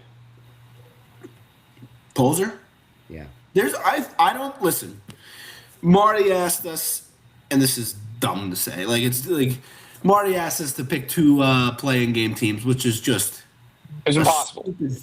I heard Nathan said one. You guys can come on here and talk about your two play. For me to make my appearance on the pod and just bang, throw two teams under the bus is so stupid. And I did pick Polzer, but but I do think that there's a chance that they could be okay. Gaglio's gonna have to be a stud. Hopefully, Lewicki is right about Cumber being a stud. Joey Parkerman needs to have the year he had 3 years ago. Andy's. We know what we're getting out of Andy. Richie Allen's a beast. And we'll see. Brock Hoare, Raul Ibanez. Who changed their name to Hemp? Who changed their name? That was not my message. That's That was not my message. Anything else on this Polzer, or shall we move to Team Meyer? One more thing before we move on from Polzer. Dennis, is your wife still watching? We have 6 more teams. We're almost there. It's actually All right, 7. and now Dom is about to talk for 46 minutes about his team. So let me ask you this question, John, when it comes to Team Meyer. Can you name a pick that was taken in any in any professional sports league, semi-pros, That's better than Amato in the first round? that is better than Amato in the first round? I don't think I can. 12th overall? We're back in, baby. I can. Devin Witherspoon 4 overall by the Seattle Seahawks. Gunnar Henderson second round. I think Devin Witherspoon, Amato, Gunnar. Until Gunnar wins it, I don't think. Well, the problem with Gunnar is the Orioles will never do anything. All right, let's move on. Yeah, Let's move on. Dom, are you disappointed you couldn't manipulate yourself into the third round? Yeah, if I'm looking back, my one regret is I didn't go higher or get higher today. You This didn't go lineup, higher. Your one regret is you did. all 13th overall. Good call, Alex. Yeah. It's a good call, Alex. This lineup is unbelievable. This lineup is big. Don, you've got the best football team in the league this year. Who's playing left center for Meyer, Becker? Was the left center is who? That was my note, and that's what Becker asks. What is the answer to that, Dom? Question. It's a great The question. answer is Sean Leonardi or Vesio. Not Brian Frank. No, Brian will play right. You lost him. You lost him for the year. He's hitting 380. That's where he wants to be. I think Brian is a much better outfielder than people give him credit. Marty, can I ask you a question? Who would you rather have? Brian Frank on this team. Brian Frank, Don knows where this is going. Or Jordan Rosenthal.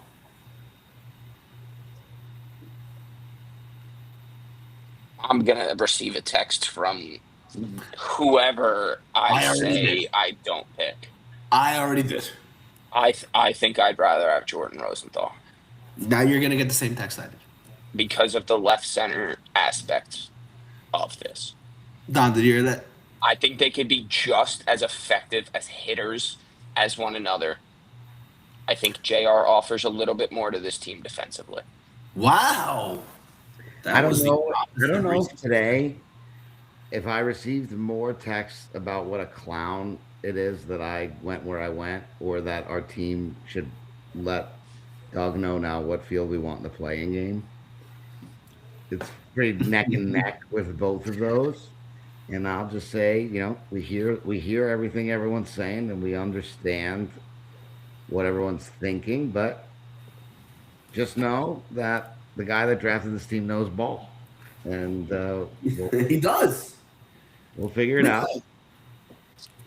I would me personally begged Dave not to take me in this round. As much as I don't even see a second baseman on this roster. Sorry. Like, who's playing second? Mendelson. Bafflips. What's on? Mendelson plays second base. Marty's eyebrows. Is Mendelson a second baseman? And if Mendelson misses a week, are you just not going to have a second baseman? Do you see how skinny Dave is? Marty, you seem to He's have a forgotten lefty. last year's pods. Dom is going to play both. And I would have made that goddamn play if I was a little more sure of myself.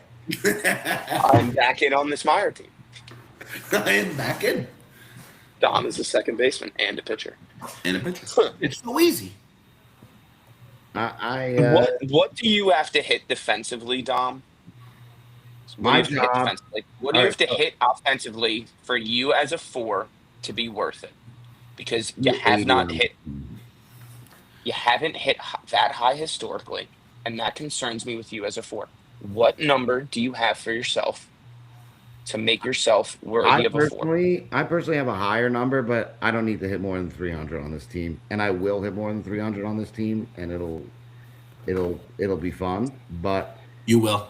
all the teams, the last like this team and last year's team, again, like I said, I begged Dave not to take me with this pick, and essentially at 8:07 this morning, basically said, "Do you Too trust?" bad. He said, "Do you trust me?" And I said, "Always. I do. I do always trust him. And I know that when he sends me that text message, I'm going to his team.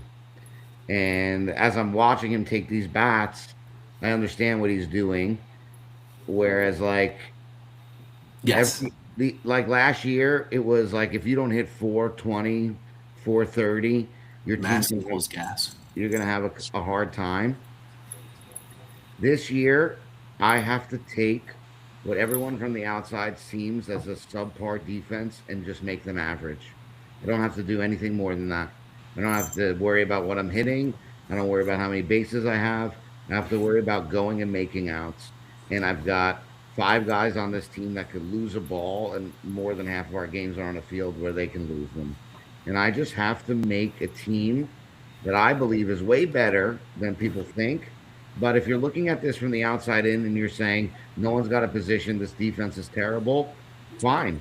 My job is not to hit 500 on this team. My job is to make that team and that defense that everyone thinks is not good into just mediocre. Just mediocre. That's it. That's my job here. And I like that I actually don't. I don't responsibility. think it's fair to say this defense is bad.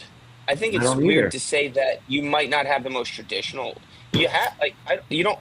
I am definitely worried about the second baseman, but like if you have three, like your outfield of Leonardi, Brian Frank, and Vesia are going to be able to cover enough grass that your defense, outfield defense, isn't bad, and Amato's a fine shortstop. Right. So if you help Mendelssohn and Nevada can be a decent enough second base option, that's sure. But like, I don't think your outfield is your problem. I don't. And I can help whoever's there at second, and I will. And I know Dave, again, feels it felt really nice that three people that I really care about as people and as ball players wanted me to play on their team. And anybody else that doesn't have the ability to draft me or draft anyone thinks this is a bad thing, then I will gladly lecture you on how feeling wanted is important in life. And I think like we have a fun group of guys. If I could tell you one, two, three, four, five, six, seven, eight of these 13 people, 12 because I'm not counting me and not counting Dave. 8 of 11 reached out to me immediately with excitement. And that's it. No one's like, where am I playing? What are we doing? Everyone is like, holy fucking shit. I would like a crumb cake, please. Is that what they're asking? Yeah, probably. That's Pete cake can have crumb cake anytime. But like the the job for me this year, um, where it's never been that for me, it's go out go out and give up less than 10 runs. Give up 10. less than 10 runs a game. And okay, Yeah. I like that responsibility. Give it to me. One run in. Let's go. Yeah. And it's like come playoff time, we get to pick a field. That's troubling for anyone. We don't get to pick a field. Guess what? We got 6 guys, 7 guys at over 500, somewhere in that range. Galliano, Tepper, Taco, Leonardi, Amato, five Tom, guys, half Tom, our fucking lineup. if you guys didn't get to pick a field, which field? And like, listen, the season hasn't started yet, so I don't think that this is giving away much. Which field would you be afraid of? Are you saying small? You don't even have to pick a field, small or big, like a fence or no fence. I would be less happy again.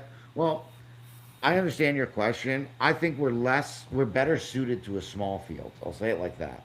Okay, yeah, If you give us a fence that we can hit the ball over and we'll trap the yeah, ball if it gets by anyone, good luck. Good luck walking Ryan and then walking correct. Sean and then walking Taco and then seeing Facing me Brian first. Frank at 6'3", Yeah, looking fucking svelte, yeah. step in there. Who's getting the Yeah, highest we five? got Skinny Meyer. We got Mendelson that hits in 400. Like Craig Tepper protected Brian Frank last year. Like he hit 500 clean. Yeah, Like so, I don't have to fuck. Like I'm gonna hit better than 300, but no yep. one's gonna be looking at me. I'm not batting six in this lineup. I'm not even batting seven in this lineup. No one's looking at my average this year and saying, "Oh, they can't score runs." They're gonna look at me on the mound and say, "Well, this guy can't figure out his fucking defense and pitch to it." But they're not gonna say that my batting average is nuking the team. Right. So I'm excited. I love Ryan. I love Ryan. I love Sean.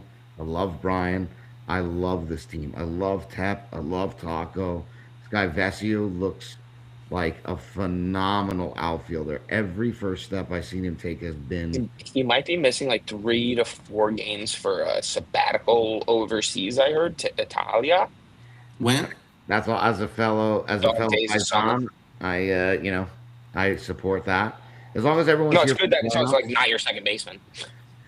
Right, And it's in right. the middle of the middle I of the. already told Kate Amato Ryan's not missing a single game. I love her. Anytime she has a weird baby craving, tell me. I'll make the cake for her for free. You can have it, whatever you want. Ryan doesn't miss a single game, and we're cruising. We're cruising, and I love Nevada. Like sneaky Gamer. good. Galliano and Mike Amato get along really well. He can also play the outfield. He's fast, and he hit 500. Frew likes to partake in the same medicine that I do, and he hit over 400 last year. And he could pitch if, God forbid, something happens to me. So, like, I like it. The one thing I don't love is that we don't really have a shortstop. Like, I think Vesio maybe. We don't have a. If Ryan doesn't show up, we're playing a three-man outfield and two people are playing short. But Problem. Yeah, yeah. But honestly, it come playoff time, He'll play small field, short. big field, you're gonna have to pitch to half this lineup that's hitting over 500, and four of those guys have insane pop. Yeah. And I'll go to war with these guys and Dave anytime. Yeah. One of the things I love about where Craig Tepper was drafted, when we think about like the league on the whole, and we take a step back from like the crazy competitive nature that this league has, and you look at an individual like Craig, who's just one of the nicest people ever, just salt of the earth human. 4 years ago, when he joined the league, he was taken Yeah. as an 11, and then he went in as an 11 and again, and then he went as a 10, No, and no. then a 9. Like, and he's just getting better every year. It's Yeah. just like He's going such a opposite field. Marty, he's going going opposite opposite field field. all the time. Yeah, like it's just such a nice thing to see outside of the normal, like crazy things about the league are guys like Craig that are just every year just getting better and climbing up the 100%. draft board. Like Yep. it's awesome. Like that's so awesome to see And he on a went human level. one overall in the Pod Invitational, and almost won until he ran into a buzzsaw. Such good vibes. We got Taco as we need the Latino. Great vibes. Ryan Miles packing the cooler. Mike When in Amato, doubt, take the legendary Spanish guy. driver. Like we're gonna have, Galliano's gonna talk to me all the time about what I need to be doing in the gym. Don't love that, but probably need it. So we're gonna take That those as they hurts. come. But like Craig Tepper's a fucking border collie, dude. So everyone's happy to see him. He's happy to see you. He remembers little things about you. It makes you feel good. Like these are all like Ryan's a fucking lad. Like these are all guys that make you feel good. Dave is gonna coach this team. Yeah. Like people on this team can make mistakes, and I'm not going to be yelling at people on the mound. I'm not going to make anyone feel like they can't do something. Dave is not going to make people feel like they're going to get benched. Like we'll suffer through the defense in the beginning, and boy, when we figure it out, we're going to be a problem. And I love like everyone's making jokes, and I make jokes at everyone. I love the jokes that like my fucking name is fourth round. I should not be in the fourth round. Like I'm self aware enough to know that this is an overreach. I am. But if you're telling me this is the team I get to go to war with every Sunday, I could have been on Tom's team, I could have been on Toronto's team, I could have been on Dave's team. All three of these teams, I would break down a wall with my bare face for any of those three teams. And I feel very lucky that more often than not, I'm gonna end up in one of those places, and I'm ready to go, whatever it's got to Yeah. be. So I'm excited. Playing, call us the worst team, call us a playing game team, You're the worst team. You're the playing game team. and that's Are, okay. I are love that. people calling? Are people calling you the worst team or a playing game team? Yeah, I mean, you guys I'm did just it a last year too. Who? You guys did it last year well. Let's too. talk. Let's Well, then talk you're about good. let's talk about your last year team No, this is in the a draft. couple picks because it Yeah, was redone with Goddard. redone. So Yeah, let's move on. yeah. Let's move on to Waldman. And when we talk about good vibes, this is one of the strangest vibes This teams team I has maybe have none of ever it. seen because they have some of the nicest guys you'll ever meet. They have Yeah, David Vignapiano, Mags, Brulo's a brutal. mensch. Yeah, Bernice is Well, you such a missed the guy. nice You missed guy. the guy. Wags is Rags. awesome. Yeah, Billy Loesch is always smiling. Mike Steinberg doesn't know how not to be nice. And then they have two of the biggest douches you'll ever meet in Fred Lugos and Todd Wallman. And it's incredible how two guys can bring all of these other nice people down into just a weird team. I just want to know, could the answer to this problem is the tightness of David's jersey? David, you need a jersey that's like a size and a half too small. Like one size won't do it. You need to karate kid this shit with a tight belly button shirt and a headband and go out and be a fucking one. And I think he can do it. I do think he could do it. And I think after that, they've got interesting bats, interesting players. They've got speed. Todd is smart. This team is gonna be good. I played with Doc Bolar last year. I know Suds could lose one every now and again. And and Paul Steinberg is a very happy, cheery guy, along with Mike. Like you're right. This team could be a weirdly cohesive unit, and it could be a team Against that needs themselves. that Like needs two replacements. 11 of the 10 of the 13 guys are just going to rally around hating three of the guys on the team. Matt Hill. That's the right answer. It Uh, This is. this team could have two players replaced for non-injury leave. You know what I mean? Or Yeah. they could be so good. Yeah. Dom, here's my worry with this team. If they go on a 5 game skid, Yeah. 4 game skid at any point, the floodgates get yeah, open. and like with that, John, right? Like what does that 4 game skid look like? Is Brulo just pulling the Does it ball matter? well, yeah, and here's why I say that is like this offense scares me a little bit from Mags down, right? When we talk about Brulo, we've been seeing him putting left. He's been putting an effort to go to left more, right? If he starts pulling the ball a lot, hitting it into people, and Mags isn't catching breaks and getting on base, and Billy Loesch is just hitting those routine left field fly balls, and Wags continues to force it to right and just hits those routine fly balls, they're gonna get torn apart, and all of their confidence is gone, Yeah. right? If they go on a 4 game skid where they're giving up a lot of runs, but like the offense is clicking and they're just not maybe great defensively and they're walking people, like that's, I think you can kind of come back from that. But if your offense starts to struggle and your guys are doing the things that you don't need them to do consistently, it's going to turn very negative very quick. And then there is no coming back from that. If Mags is hitting, sorry, if Brulo is hitting 300 come the middle of July, he is hitting 300 come the playing game that they're playing in. Maybe lower. Right. Then Yeah. that's my biggest concern when you talk about a skid is what does that skid look like? I agree.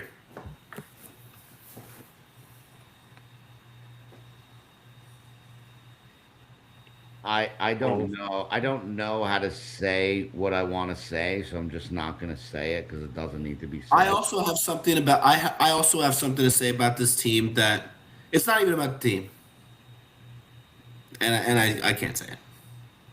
Go ahead, Dom. I should have just not said it either. I hope for the best for them. I hope for the best for them. I Listen, think this could end up The being a very IQ, talented team. like, listen. Let's talk about the elephant in the room, right? I have no problem saying it. There's an obvious elephant in the room when it comes to this team, and it is Fred Lugos's attitude and everything that he Mine brings. has nothing to do with Fred Lugos. Nothing. Interesting. What does it have Yeah, to do with?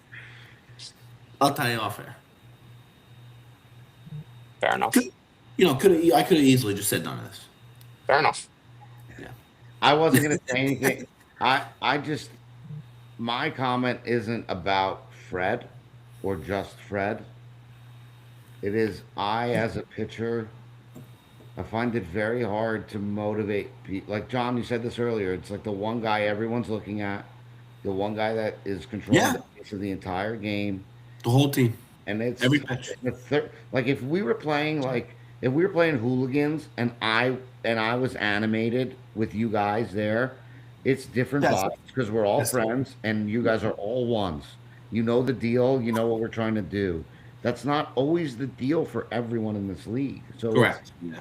So it's tough because this team could be again. It's like it's another team that could be so good. I think it could be so good. Like you put Brulo and Mags in the center outfield. David will play good enough shortstop. Fred pitches an incredible game. Todd and his son are on the corners. Like you have Billy Loesch at third, Wags at first, Grenice at like everything is there. Everything Yeah. is there. So what I say is I hope for the best because I would like to see them at their best. Is what I'll say. The fact that it's a Wallman team makes me feel. I mean, we'll see what this team does. We're gonna know quick. One That's what more I'll say about this team. and we'll talk. There's some good comments. There are some good comments flowing. I mean, That what are we is at? such We're like 300 comments on this thing. It's Nevada. unbelievable. That's a great This Nevada. comments today have been out of control.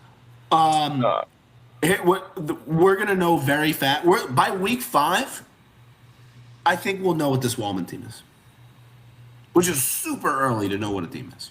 Yeah, I was gonna say because it's Completely a reasonable. team that could get hot and stay hot, and this team can start down and never get back up. So I would disagree with what you're saying about 17 other teams, except for maybe this one. Right. Well, yeah, I mean, it's a ridiculous thing to say about any team. We'll know what this team is going to be after 5 games in a 22 game. That's a stupid thing to say about almost every team that's ever been put together. And Very it might well even could be be in the stupid about pig. this one. Yeah. I agree. Yeah. We'll see. All right, let's move on here. Lombardi. This Skip. is this is a very interesting Lombardi team. I Oh, think two things can be Yeah, true. I want to send it to you guys first for your opinion on this team. What do you make of this one, Dom? Lombardi. Yes, sir. I mean, how? I think if Jim can sign up for taking 2 draft picks that fills up 90% of his roster every year, he would do it. I think this team is fucking good.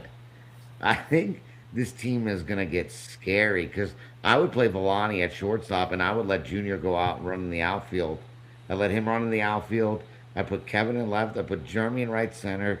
Pete at second. I put Klecko at third so he stays healthy all year. I put Mike at fucking first or right field. Like he's got options. I love AFAS. I love him twice as good when his brother's not in the league. Like and Kevin's son, as far as 13 goes, he can run for people. He's not a fucking idiot. And maybe he's going to learn how to hit, and then that's fucking trouble. Like, this team is going to be trouble. I think this team is sneaky good. I think I have them. I have them up in the top. Any Yeah. thoughts on you from you, Johnny? What's that? Any thoughts on Villani this team from you? is better. Villani is better than Klashinsky in left center field if you're looking at it in a vacuum. But Nick Villani at short and Klashinsky in left center is better than Klashinsky at short and Villani in left center in this league. in my opinion. But I agree, Beck. A top team. Yeah. You got See, anything, like, Donnie? yeah. I mean, I agree with everything Dom said. Love the 1 and 2. I'm a big Junior guy, big Villani guy, obviously. Two of the best Rays, by the way, right there. Two Sick of the best fucking players. jerseys coming out of Jim Lombardi's camp. Did you see them? No, share them. I'll put them. Show your screen. Whoa. They're not just plain blue. Dude, they're kind of fire. They're Bring kind them of up. Bring them up. Well, New year, new continue. gym. New year, new gym. You know what? Mike Villani definitely, like, Mike Villani Matt definitely. Matt Hill, I agree. Junior, like I gotta tell you, we were doing mock drafts, and I saw that Junior hit four. Was it 420 last year? I have never been more surprised by anything in my life when I saw that. You should see this guy play fucking yellow ball. When he plays against the hooligans as a Ray, he absolutely rakes. I fucking hate him watching him come His up. swing, he might have the most bat speed of any player in the league. Martin, tell me that. Oh, I love those. Tell me That's that doesn't awesome. have Mike and Nick American flag Villani sweeps all are over it, sick. baby. Looks like an old fashioned Angels jersey. You know what's going to be a real shame though when Mike Villani cuts those Rays have sleeves it off. open. Oh my god. Dom Skip is roasting you right now. You know what my biggest problem with this team is? The Rays don't I think want me two to. I think two things can be true when it comes to this team. I think that Jim Lombardi knocked this draft out of the ballpark. I think the Klecko pick was one of the most underrated picks. What unbelievable protection that is for Villani and Junior. Just a guy that's going to hit it hard up the middle. Do you think a single text message gets sent in this team chat from when the game ends Sunday to when Jim says we have a game next Sunday to the game ending? I could. Who is the leader of this team? I could Where does their honestly- motivation come from? I could honestly see every time they win a game, Mike Villani just sends a gif of two bald eagles fucking, and that's all they need. And that's it. And Nick Villani laughs at it. And then one person says LOL. Yeah. And then 4 days later, Jim's like, we have a game Sunday. And Jeremy Levine's like, I'm racing marbles at the county fair if anyone wants to come watch. No one responds. Like, but then they come out and fuck on Sunday. Like, Like, what if they don't fuck on Sunday? Like, who's gonna care? Who is going to care on this I team think that Klecko's they're gonna throwing the care. ball around, that they're making errors, that they have no team chemistry, that they're not running for people properly, that their lineup is weird, that their fielding is a little bit weird. Like if Junior's not playing well in left center or if Alani's making errors, who's going to be the one being like, let's switch this up? We need to change something. I don't see a leader on this team that will be able to get them to do something well. Jeremy Levine, love the kid to death. He's awesome. He's the type of guy that needs motivation. If you let Jeremy Levine go out there and just go through the motions, he's a different player than if you're like Jeremy, you're one of the most important players on this team. You're playing left field, you're leading off. I need you to be great. Let's be great together. You're gonna get a different player. Skip. I just don't see how this group of individuals becomes a team as good as they have the talent for. And that's my biggest concern. And I said the same thing last year. And I was right on. And I see it again. I just see it again this year. Yeah. Like Marty asked me before, like, If you're telling me their only thing to overcome is having to care and have a little direction, I think Mike Lashinsky will step in and with Klecko. But he couldn't do that the last 2 years. He gave up his team because he couldn't do that. I know, but it's a little bit different when it's not your responsibility because he doesn't have to go home and do a bunch of shit and enter shit in from the fucking book and worry about like Jim will do all the clerical stuff. He could do the fun in-game stuff, talk to his son, talk to his brother. the one He thing gave up his team to get away from that. Like I don't see that. the one like Marty, I agree with almost everything you said. The one thing is you brought up if Junior's making errors, Villani's making errors, who's gonna make the changes? I think Jim is good when he's got a guy on the team he can talk to, and that might be what Mike Lashinsky Sr. will be for him. the guy he can talk to and maybe just throw some ideas around. Who reaches out to who? They're gonna see each other every Sunday. At what point does I think talent they win the talk. day, though? Like, And at make what, adjustments Sunday morning. No, after the game. You have a bad game. You stay after and talk. That's what Jim used to do when I played for him. He would stick around after the game and talk with AD, talk with whoever. listen, And that like, it's not the greatest way to make changes because you want to think for more than 8 minutes. I think But this is a conversation that you have with Klaczynski Jr. and Nick Villani. If you're the two of them, you're the two best players on this team, and you basically say, we want to win. Like Nick just won. They just won. We don't, we want to win again. It's our job to do it. And if they don't do it, then they have no one to blame but them, not really Jim. If Mike Klaczynski Jr. and Nick Villani become the leaders of this team together, this team will win the championship. Wagon. so if But you're Jim, you just got to make a three-way group chat. I There's, challenge them to do that because there's the one I type of do way. not believe in that. I just Junior, don't I think they're both too reserved to do that. yeah. Junior should quit playing for the Rays. Just focus on Marlboro softball. Maybe fill in Junior, on that. The Rays have to be so discouraged at this point. They really do. I didn't say that. You guys are I don't, it's got I don't know. All right, One more quick thing. The reason why, like, again, talented team. It's just that's exactly what I said about Jim's team last year, and man, was I wrong. So Talent can only do so much for you. You give me a talented team with no leaders, and I'll say no, thank you. Give me a bunch of scrubs with a good leader, and I will take the scrubs with a good leader. right, 99% of the time. yeah, In Marlboro softball, you can get away right. with this in a yellow ball league that is build your own, but you can't get away with that in this league. there, Yeah. there, there are certain types of leaders. There's different types of leaders, but you can't have every leader be the type that leads with their play. You need someone to lead with intention, with their words. And I see a lot of players that lead with their play on this team. I need someone to step up to be the focal Lead guy. by example. Yeah, yep. You could be anyone on this team. You could be the 10 pick on this team and lead that way. If you Dom, are have, the rumors true? Are the rumors true? they are not true. If Thank you God. just avert your eyes to pick 16, you'll see that they clearly thought I was the problem. So I don't think Clearly, I don't we'll get there soon enough. fighting me to the race. Let's talk about the 15th pick before the 16. We have Pollock on the trade, right? We got him taking Martino, Cooner, Jay-Z, and then a bunch of just classic Pollock guys. I feel like this was my take on this team was this is the most quintessential Pollock team ever. And most of the time I spent analyzing this team was figuring out how to spell the word quintessential. Quint Dom, that's you. That's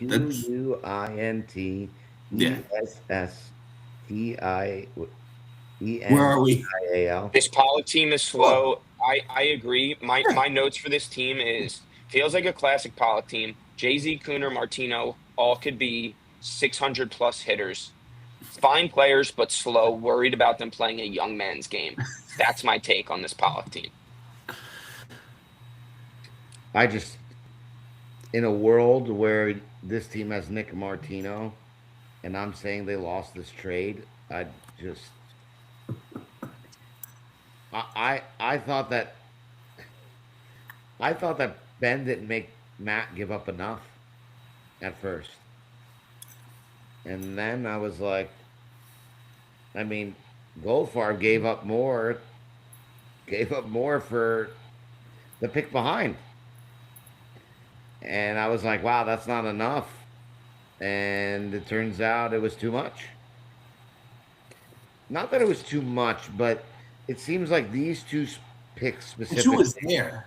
Yeah. Lombardi, Pollock, Goddard, these 1-2s are probably the most valuable 1-2s in this draft.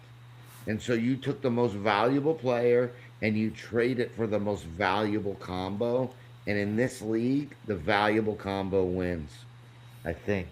And again, you can't put this team in the playing game because they have fucking Tino. And I'm so excited to see what Cooner does. And Jay Z can't help but hit 600. Wakes up in the morning and his fucking batting average is 600 when he puts on his shoes. Like Mitch, I see Mitch running in the gym. He wants to play left center. He's got the Silverbergs. He's got Edwin. He's got the Latin flair. He went, Brian Thompson. I just think like Jay Z's going to play second base on this team. Cooner's going to play third. Tino's going to be up the middle. Mitch is in left center. Austin right center. Val will probably be in left field. Matt is going to pitch, which I'm really happy about. Holden and right, and then you have whoever you want at first base. You got some people that can play the outfield. This is a team that is going to go as far as Nick Martino and Phil Cooner will take them. And is It's Phil not Cooner sexy. is Phil And it's Cooner not going to Dennis be O'Connor? sexy. Is he Dennis O'Connor? No, I think they're different types of players. Then this team is not going as far as they went last year. I think Cooner is more Klecko than a power hitting type outfielder. They do. John Kuhn for the Packers. Ooh, Ooh, yeah, yes. Matty Hill, that is a great great pick. fullback, baby. You get the vibes going. You know what I'm saying? I think this team is going to be. They have Nick Martino, so I think this team is, and I think Matt is probably a better pitcher than people remember him to be. Is he But I going to still pitch on think this they're. team with the Cowboy pick? Yep, You talked to him? Cowboy. Cowboy's going to pitch when Matt has to miss some time for work. But Matt, I don't believe, is missing a playoff weekend any like he was last year. Oh, nice. Very cool.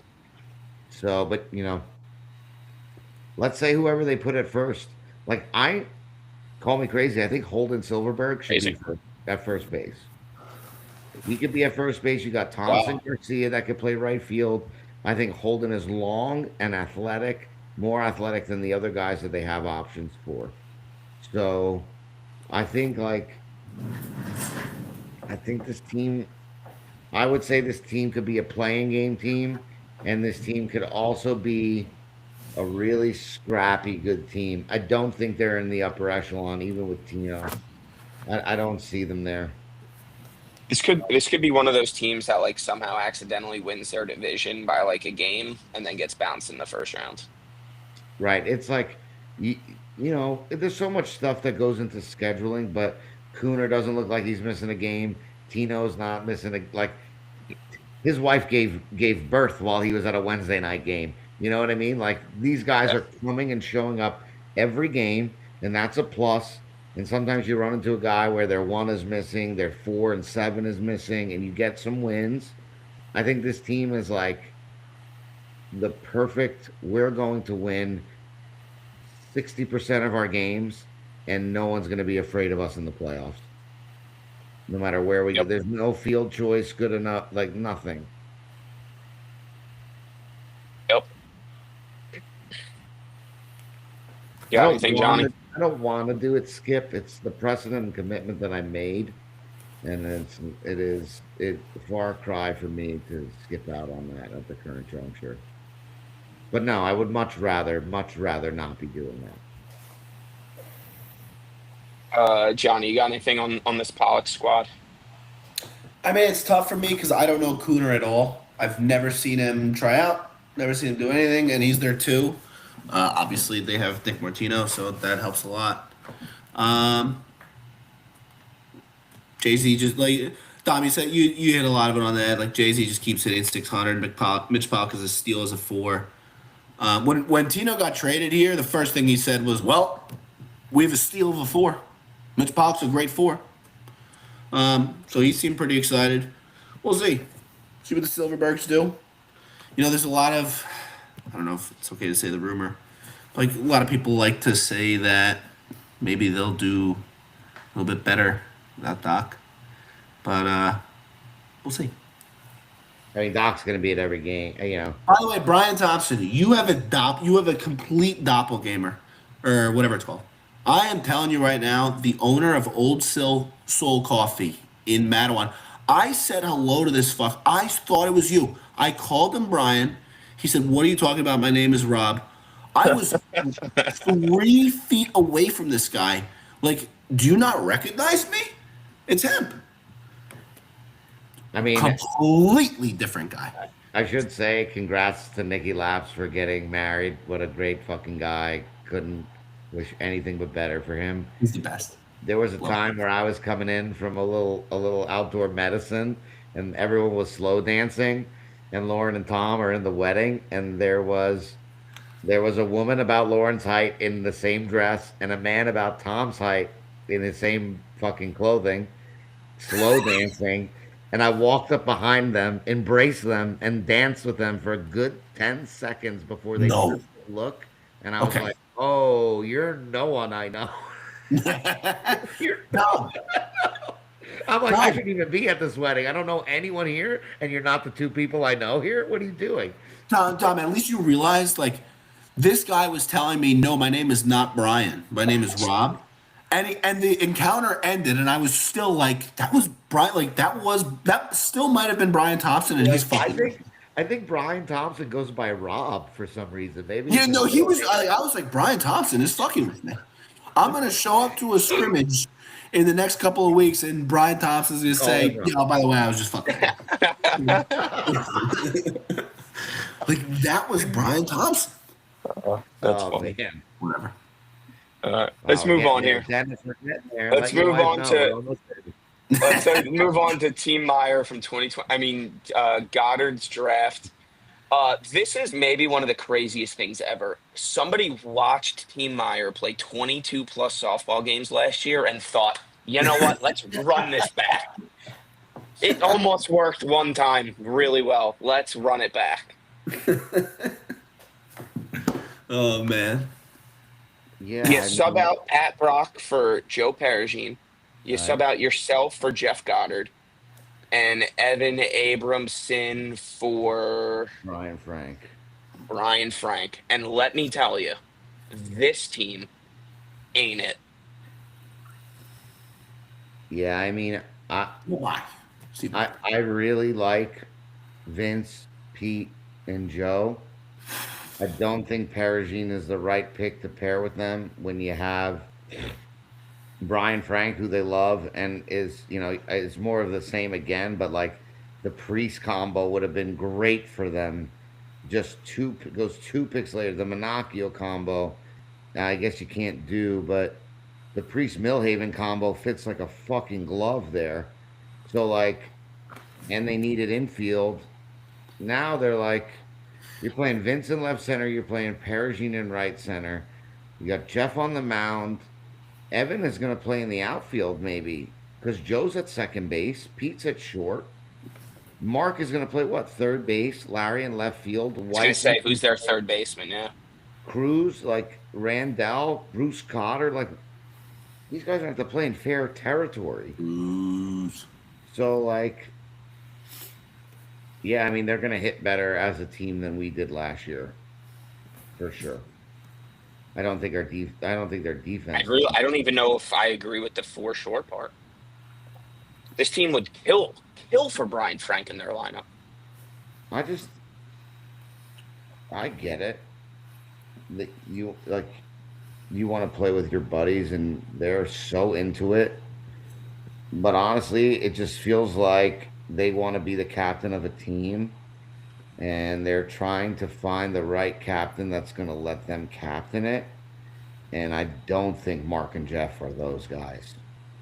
But it was the only place that they land together. And I love that they want to play together and they think they can win together. And I would honestly, I wouldn't be shocked if they were better than we were last year. I would not be shocked at all. Um, I don't Well, know. what's the saying? Fool me once, shame on you. Fool me twice, shame on me. Fool me three times, kill me out back behind the Love the barn. Is that chopper the and saying? Yeah, I mean, love the I chopper. hear you. I just watched PK, Vince, and Joe be so talented for enough weeks to think that if the chemistry is a little bit better and things start off well, that this team is annoyingly good, but also they can be bad again too. Like we were we were an average team last year. We won a playoff round, and we were handily outmatched. We Our carriage turned into a pumpkin pretty quickly, um, and I don't look at this team and say they're so much better than ours last year to think the outcome will be too different. Win a playoff series, which is important and hard in this league, and then it's going to get tough. I would say they have a second round exit. This team. I'd be surprised if they make it there. Yeah, that's fair. Yeah. Maybe I'm biased because I like them a lot and I watched them play for 20 weeks up close and personal. So maybe I have too much faith in that. But you know, they had such a good first year with Pingaro, and Pat doesn't strike me as a guy that's taking. He's hearing what his players are saying, but I don't think he's implementing things solely based on what other people think and feel if he doesn't think it's right. And I don't know if it's so hard to fucking as much as we want to be very hands on with the team, like it's so hard to not be the captain and be that hands on with the team. I don't know if that's a recipe for success ultimately, but I think this team. This is what you guys were saying about our team last year, and I was sitting there saying, if you could see the vision, see what will become, and we won a playoff series. So, Start playing well towards the end, yeah. we won a playoff series. We got to pick our field, so I could see this again. I just don't know if they have championship pedigree, but I'm not going to say playing game. I wouldn't. I think PK, Vince, and Joe, and even Perigine, they're too big a Just competitors. won't let it happen. Right, exactly. Yeah, that's fair. I mean, Conti did And the same from, thing he did last year too. I was about to say anything. I was about to move on to there. Anything you want to say on this one, Johnny? Me? Yeah. I mean, 3 raised on this team, and then Paris. Dom, you're right. I'm looking at this team They would compared lose to to the last year. hooligans. Yeah, I mean, Perigine instead of Brock, Brian Frank's just not there. Yeah. Like who'd you say instead of Brian Frank? Abramson. Uh, Abraham's a good player, but then Dom's not there. I mean, we'll see. We'll see what happens here. They do have Larry Rubin. Larry, True. Don't In let a him get into the semis with Larry Rubin. nope. If you find yourself in a crunch in the playoffs, if you're playing against this team and you think you're about to get out of an inning in the Mark, playoffs, I got Mark. If you guys make it to the second round, your brother is gonna break your kneecaps with a bat, so Larry Rubin can bat 9 times, and he apologized to him already, like an early apology. and you're going to move on, you're going to go right to the next round of the playoffs. And honestly, can I ask a question about this team that's not really about what we were talking about? Like this Whiteson combo, it went 11, 12, 13 last year. And that's why they were so valuable. When they go 9, 11, 13, and you have to start playing these guys in fair territory, does it lose some of its value? Or am I crazy to think the value is still so good for them? Well, I mean, of course, it loses some of its value because they did move up, and it's Right, going to be tough for them to replicate their stats. right. But I But I mean, don't like know if it's because they're going to have to play fair territory. Do they have to play the fair territory? I don't on know. this team, a little bit. Do Guys they? miss games, and Justin Yeah. might be out in right field. Bruce might be at third base or second base. Like I mean, it Brad hit seems like hit 320 last year. Justin hit almost what he hit high 400s, right? And so White's in at 450. I think he had like 500. Yeah. Yeah. So I think that that brings value Mike to that. Mike Whiteson in an open draft is an 8th round 9 inning first base option. Correct. So Unless it's raining. there's always going to be, unless it's raining or unless Lightning. like COVID's happening, Lightning then storms. Yeah. he's out. So if you get him in the 9th to play first base, sometimes there's absolutely value there. And Justin's just going to keep getting better. Yeah. Agreed. Yeah. I think that's They're only a 9, 11, 13 because they're a tough combo to take, and Brad is a polarizing figure that doesn't get along with many folks. I would say that the bottom on this team is Good. better than the bottom that we had last year, and I think that's why I think a little Bro. than you guys. The 9, the 8, 9, 10, 11, 12, 13. I don't know which guys are going to be a pain in your fucking ass in the playoffs, but they are. Yeah, one of them. When you play against them, they're going to be a pain in your ass. Yep, I Yep. agree. I agree. We mentioned the I do know Conti Larry team. Rubin will be one of them. I do know that. Oh, yeah. Dude, if Bruce has one of his Bruce games when Larry just decides to be Barry Bonds, like you're gonna lose by 12 runs. Correct. I mean, Dom, you remember what Bruce did to us last year, right? Yeah, he had the bat twice, and he doubled and then singled himself in, which was like the go-ahead run. He had a 2.0 WAR in Yeah, that series. he did. He really did. I don't know. Listen, Winston Churchill never had a 2.0 WAR. I'll tell you He's that. also never 101. He never. The two guys that almost, well, one of them did end our season, and one of them almost ended our season, are on this team. Larry Rubin and Bruce Goddard. I would say like that's why I think a little bit more highly of this team because I know. Yeah, they have a good bottom. and I think the bottom is strong, and I think, oof, this is. I mean, you got coworker Cruz there. This Coworker is, Cruz in the 10th? Bro, I barely hinted at it for 1 second when we were talking about Polzer's team. I was like, oh, if Gaglio's unbelievable and Santa Romita. By the way, Santa had a much better year last year than people realize. He had one of the highest OPSs in the year, in the league. Santa's so. And I was like, well, it doesn't matter if the rest of your team's not good. The bottom of this, like, this might be. I don't know if it's okay to say that this is going to be a deep lineup. But come playoff time, it might feel like a really deep lineup when you're playing against them. And that's huge.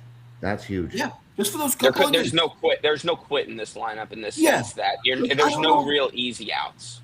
Right. Because I don't know if anything they're can happen at any just- moment. Exactly. Yeah.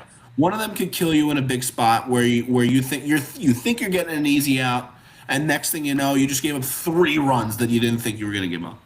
And I'm not sure. I'm not like 100% convinced that Brad Randall won't kill you in real life too, if he needs to. I've got my eye on him every week. All right, let's move on to Conti Yeah, here. let's go Conti. We're going on Dennis's 3 wife is hours texting here. me. It's She wants to go crazy. to bed. What's that? Dennis's wife is texting me. She wants to go to bed. Tired of this shit. Yeah. She's like, why is I'm- that still drinking wine? I'm shocked, I tell you, that this is what this Conti team looks like. Shocked. I think Greg and the Monacchios, who would have thought? if that I was could turn possible. back time, She slipped Lucas Priest in there. True. tell me that Pollock's team with the DeLuise combo and Matt Hill is not better than either of these teams, Pollock or Conti. I'm sorry, say that again. Tell me if Pollock starts this draft with DeLuise combo and Matt Hill, that they don't have a better team. And then by default, Conti probably takes the Villanis or Dennis O'Connor and has a better team himself. So many hypotheticals changing teams that I don't know how to process that. Okay, so Greg is going to pitch, obviously. Conti's short. Matt Monacchio is going to play left center. Lucas Priest is going to play second. Nicky's going to play right center. Maybe Nicky plays third base. Dan Monacchio Jr. plays right center. Pat Thomas and Padola on the corners. Milhaven at first. And Senior, you can do whatever you want with. But, like, that's going to be... Does this team score enough runs to support that defense? Oh my! I did not realize Matt Monacchio was the left center fielder on this team. I think I think Conti should be the left center fielder and Matt should be the shortstop. And I think you're right. I got fucking Holy laughed at a shit, Buffalo he didn't draft an Wild Wings, dude. outfielder. I legitimately Can got I ask laughed you out of something, Buffalo Marty? Wild Wings for saying that. Marty, can I ask you something? We Go both for it. played with the Minacchios. Danny Minacchio could play left center. I know it sounds insane, but he could. Does he play a better or worse left center than Jonathan Hempstead? I don't know. I don't know if I want an answer. Dan Minacchio. I'm going to give you my answer. Can Dan Minacchio play left center field? Yes, he physically has the attributes to do so decently. I don't I, know if he. I don't know if he's cerebral enough to be able to lead a team as a left center fielder.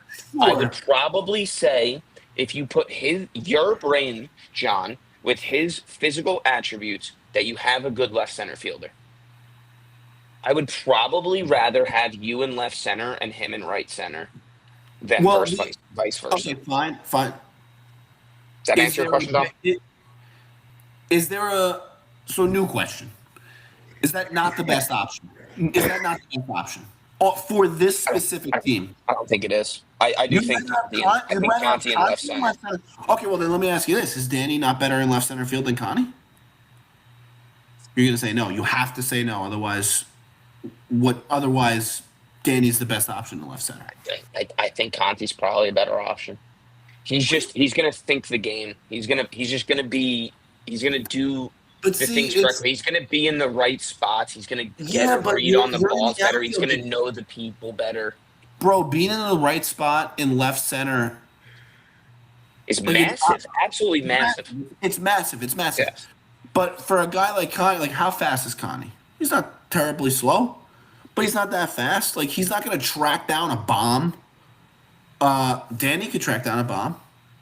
He's not going to come in on a blue Brian Frank like you're like Brian Frank's at bat and you're playing in the fucking woods and he hits the highest fly ball of all time that's in no man's land and you got to come. Which by the way, this scenario that I'm describing right now happens all the fucking time. All the time. No, Um, you're making an unbelievable point, and I think that's just this is the biggest problem with this team is the fact that this is the conversation we have to have the I think night you after the draft. I think you just let Danny play left center.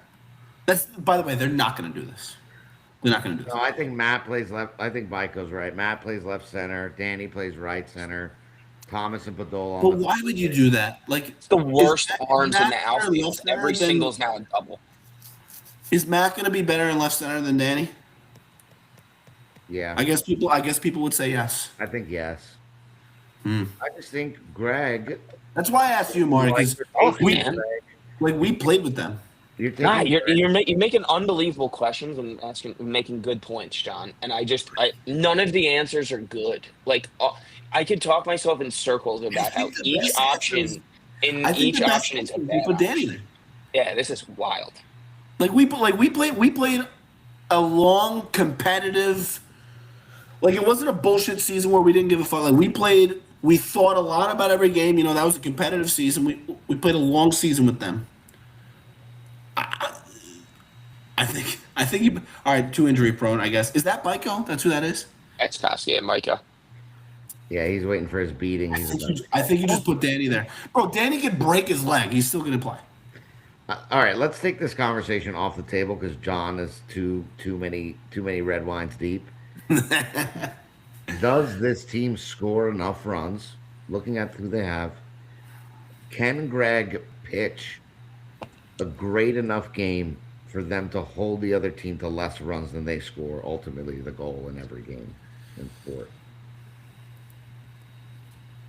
I would like Yeah, Monacchio at short better than Priest, but personally, but my I question think is, I think in the weirdest way, this is a good team. I think they win. I think they are an They'll be above fine. 500 team. I'm sure they'll be fine. Couple gamers here. this is Couple another gamers. In the this team. is another team, Martin, that can win 15 games or be in the playing game, right? I don't think this is a playing game team. Yeah, no. This is Connie took a year off last year from that weird thing that he does where he goes like 1-4 and then battles his way back to 500 and gets really hot at the end of the year and upsets a really good team in the playoffs. He's a bottom one and he's a top two. Kofsky. Michael, I exactly, gotta say, I gotta exactly say where they this. go. I disagree with this second to last Um, message you Yeah, sent.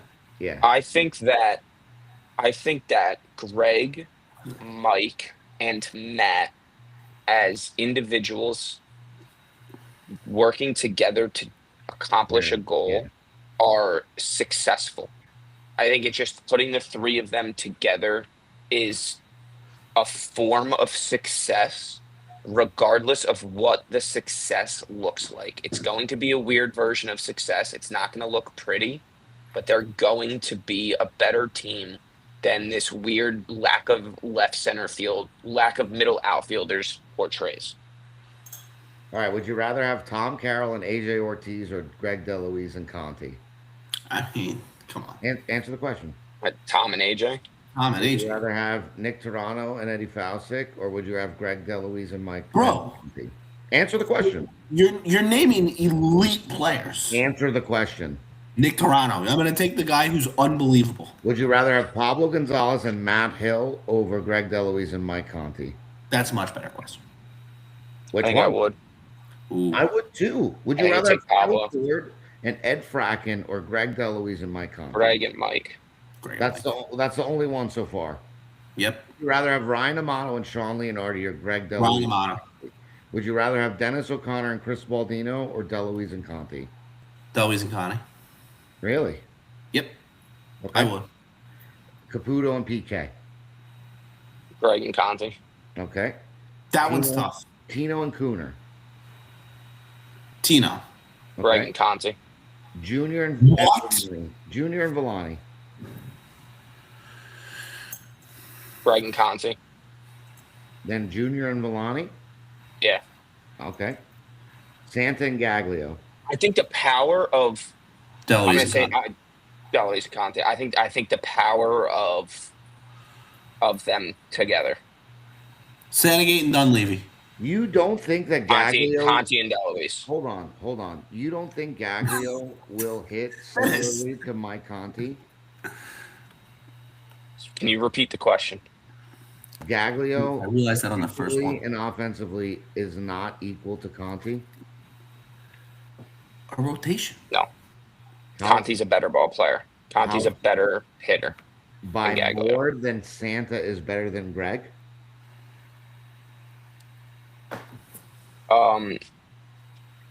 Good question. Santa's like the seventh best player in the entire league, dude. Eighth best I player in the think whole league. that I want to answer this question properly, so give me 1 second. I think that Conti's OPS is going to be much higher come the end of the year than Gaglio's is. And I think the difference between Conti's OPS to Gaglio's OPS is greater than the difference between Santa's OPS and Greg's OPS. And that is the difference maker for me in that decision. What about Passer and Foster? Jeremy Passer is the best player this league has ever seen. I will take him in any form of combo. Santagate and Dunleavy. Give me Conti and Greg. I don't agree with that.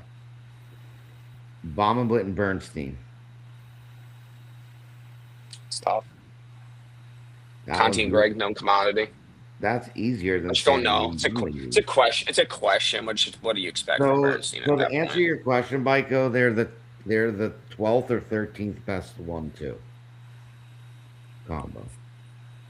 That was a good exercise. It's not. Listen, it's not a bad. I'm not saying by any stretch of the imagination that is the problem on this team. Who is Byko saying we're glazing? We took almost every other combo over Greg and Connie. I can't tell. Like, I felt like Justin was arguing on behalf of Greg and Conti. Okay. It seems like he's annoyed that we are agreeing with him. I know. You wanted to be alone. Let's go to Byko's team because I got a lot to fucking say about this fucking. All right. So Byko's thanks for main listening to the goal podcast. Thanks for listening to the podcast. Yeah, we should. This Conti, this Bico team is good. He got gifted Baldino. He got gifted to Napoli, and then he filled in the rest of the pieces very well. This is a good softball team. He fucked over my good friend James Pizzulo. Then he fucked over my good friend David Meyer. And he complained for maybe, I think, more. He complained for longer than Gandhi went on a fucking hunger strike about his position. Ended up, I would say, Tom Carroll, Nick Torano, Justin Bykowski had the three worst positions in this draft as far as ping pong ball pulls, and they had the top three drafts in this thing. This And I trade for DiNapoli was absolutely, absolutely massive and ruthless and fantastic. Best pick of the draft was that trade for DiNapoli. Not even close. DiNapoli as a he's the three there or the three four? 12. 312. Amazing. Unbelievable value. He should have been he should have been a two. And I got news for you. I think he would have went. I think he would have went to Waldman, and Waldman would have put Fred in the outfield. We've seen that. Yeah. I mean, at that point, why wouldn't you? Pollock could have taken him in the third also, alleviate the pitcher problem. I was texting with DiNapoli during the draft, and this whole third round, he was like, it's going to be Pollock, it's going to be Pollock, it's going to be Pollock. Boom, FICO. Yep. And I thought Justin, for as much of a fucking dick and a prick he is, had an incredible draft. And you know, I'm glad he did because I'm good friends with Justin and I don't want to hear him complain for 4 straight months. So this is good for me, good for the league, good for all of his friends, great for his wife. Even his son is benefiting from this and he can't even listen or speak yet. So I thought he did a great job. I think Dennis O'Connor, again, sprinkled with fairy dust. You got Chris Baldino, who is a top tier shortstop in this league. You got one of the best hitters, one of the best shortstops, one of the best managers, one of the best pitchers. Give me I don't care who else the other 9 guys are. Give me those 4 things.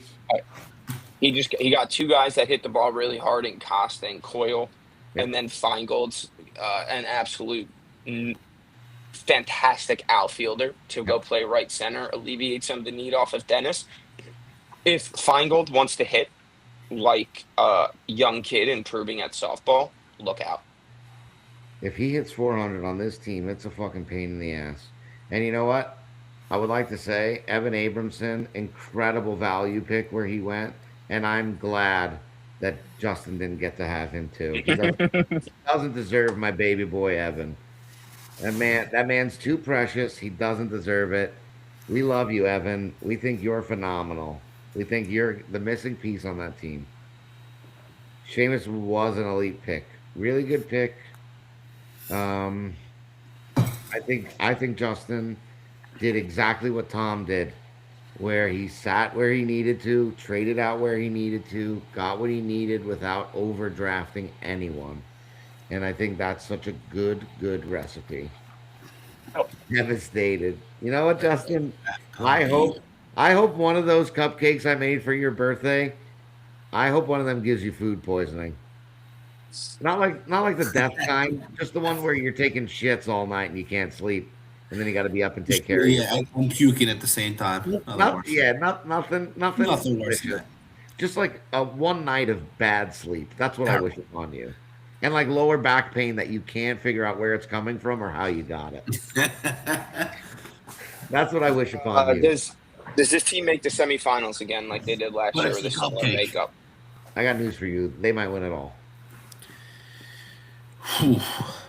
I'd pencil them into the semis, and I would be shocked if they weren't. They're the one team that I can say I would be absolutely shocked if they didn't make it at least to the semifinals. Shocked. We'll I could find out. see, I could see, I could see Feingold and Jurgens bat Fuck you, at Bico. 5'6", hurting them. A little bit of John McGuire too. Like if you need them to lengthen your lineup, those guys could really make your lineup a little bit long. If Feingold, Jurgens, McGuire aren't going to hit, those are three important people to help that lineup move along. Because I don't think they have it's not the sexiest lineup. I It's a mean, lineup of man, grinders. you're telling me that you have, I guess Jurgens is at second, but you have Baldino at short, DiNapoli on the mound, with two left center fielders and Dennis O'Connor in left, that team is going to be hard to score runs on, and I don't think they need to score a bunch, but I think they can. This is better. This is a better team than last year's team. I would argue that there's maybe only one or two other managers you could have put in this position and it would have come out this well. And that's the last nice thing I'll say about that asshole. I'll say something kind of mean.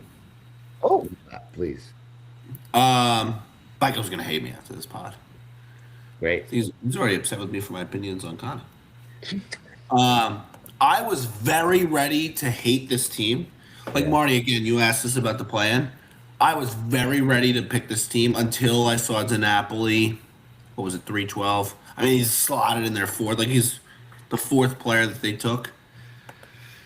That fixes it a decent amount. So we'll see. This is my last chance for John McGuire, is this year. I'm gonna give him one more chance, and I'll probably say the same thing next year. But I'm gonna give him one more chance this year. He might just be unbelievable. Well, then I would have really hated this team. I mean, all right. All in all, we're gonna do division breakdowns later in the week, right? Or next yeah. I week. think the next pod. I think programmatically we'll have Jomo on to come. I know he likes doing those power tiers where he puts all the teams in there. So I think maybe we do that and then we pick division winners with him sometime later, and then I think that's the next move. Only 3 hours to break down 20 teams. That's not that bad, you know? 18 teams. Hey, isn't that crazy part? All right, Dennis, you and your wife can go to sleep. Yep. All right. Anything else, fellas? We had so many people watching this so consistently. It's crazy. Yeah. Yeah. Pod is going to be great this year. We're going to have. I think my feeling was coming into this, as the mocks were kind of getting a little more fine tuned, that the amount of talent that we lost and the amount of talent we brought in almost made this so weird. Like, there's no team where you're like, this is the best one. There's no team where you're like, I think all of them have their deficiencies, all of them have flaws, all of them have paths to being great. And I think it's going to be so fun. What a fun season it's going to be. Can I say one more thing? I know we lost a decent amount of talent, and like that's been talked about a lot this offseason. Obviously, that's a reasonable thing to be upset about. But is it me, or is there a lot more hype? Is this? It feels like the league took a little bit of a step up this year, and just in terms of dedication from everybody. Is Yeah, that just me? it's not just you. I mean, when you keep stats, and like I said, you got This fucking. team's always been going, but like the amount of I was a rookie, bro. My rookie tryouts, it was cold. There was fucking nobody there. I missed the rookie game. Nobody gave a fuck that I missed the rookie game. Dude, we film all the games now. Wednesday Right. night, we bring a fucking broadcast team There's out. a million people at these games. There's People, a million people at these stupid ass. dude, I know Chris Baldino's entire family. They watch us on their fucking TV screen on vacation when they're playing. Like, it's like Bro, who Dennis was the sitting in bed making his wife watch the three of us. Like, it becomes Marty? Who now was the rookie that was watching podcasts from like 2 years ago? Lewinsky. Lewinsky. Wiki. Like, that is insane. Shout out that guy. Because you Yeah. know you're coming in cold. You want to learn about the league, and then it's like I think we have a fun time, right? We make people laugh. We make fun of each other. We kind of we tell jokes. We criticize people. We do everything like everyone loves ball. Like we love watching ESPN. We like Right. how many times as a kid did you have a bowl of cereal and watch the same run of ESPN you just watched? You know what I'm saying? Yeah. Like Yeah. we are those children that are Right. now getting to do that as adults. It's fucking awesome. Right. Well, you know what? I think the love for the league is becoming more contagious. Like the guys that join the league really quickly are becoming I mean, look at David, dude. lunatics like us. You know? Look at Viggs now. He's bringing on all of his lunatics, and I've been in a group chat today with DeRosa for less than 7 hours, and I can already tell you this is going to be one of the most dedicated league members we've ever seen. Like Right. he's already all the way in, Dude, and Right. like that's unbelievable. Craig Tepper's Hopefully wife that's in December, when I saw Craig for his birthday, his wife said that the week he went 1-1 in that draft, she thought he was happier than their wedding weekend. You know what I mean? Like, that's God, I love Tap. I fucking love that so guy. great. Everything is really great. I think the Yep. league is phenomenal. It sounds like I'm glazing us, but I'm glazing the other 232 guys in the league that Right. like pay attention to this shit. Like, you think if we had fucking 7 viewers and 2 of them were Jesse Panacity and his burner, that we would do Yeah. this after an entire Right. day? We Oh, wouldn't. no, So, I mean we were at I don't know if we barely ever passed 40 live viewers on a podcast. Friday night we were at like 42, 43, 45 the whole time. I mean today we were over 50 the whole time on Sunday night when everyone works tomorrow. Like it's unbelievable. Speaking of that, first Sunday man, night, did I drink too much wine tonight? Meyer versus Marone, model versus pastor. I didn't realize What's how your late it was. I was just drink. I was just casually drinking wine the whole time. We recorded for 3 hours, so and we're at 11:30 right now. I just accidentally drank wine for 3 hours until 11:30 p.m. when I have work tomorrow. Early. good luck? Thanks. Good luck. All right, fellas. Thank All y'all. right. Appreciate you everyone in the chat. This was fun. Talk to y'all later.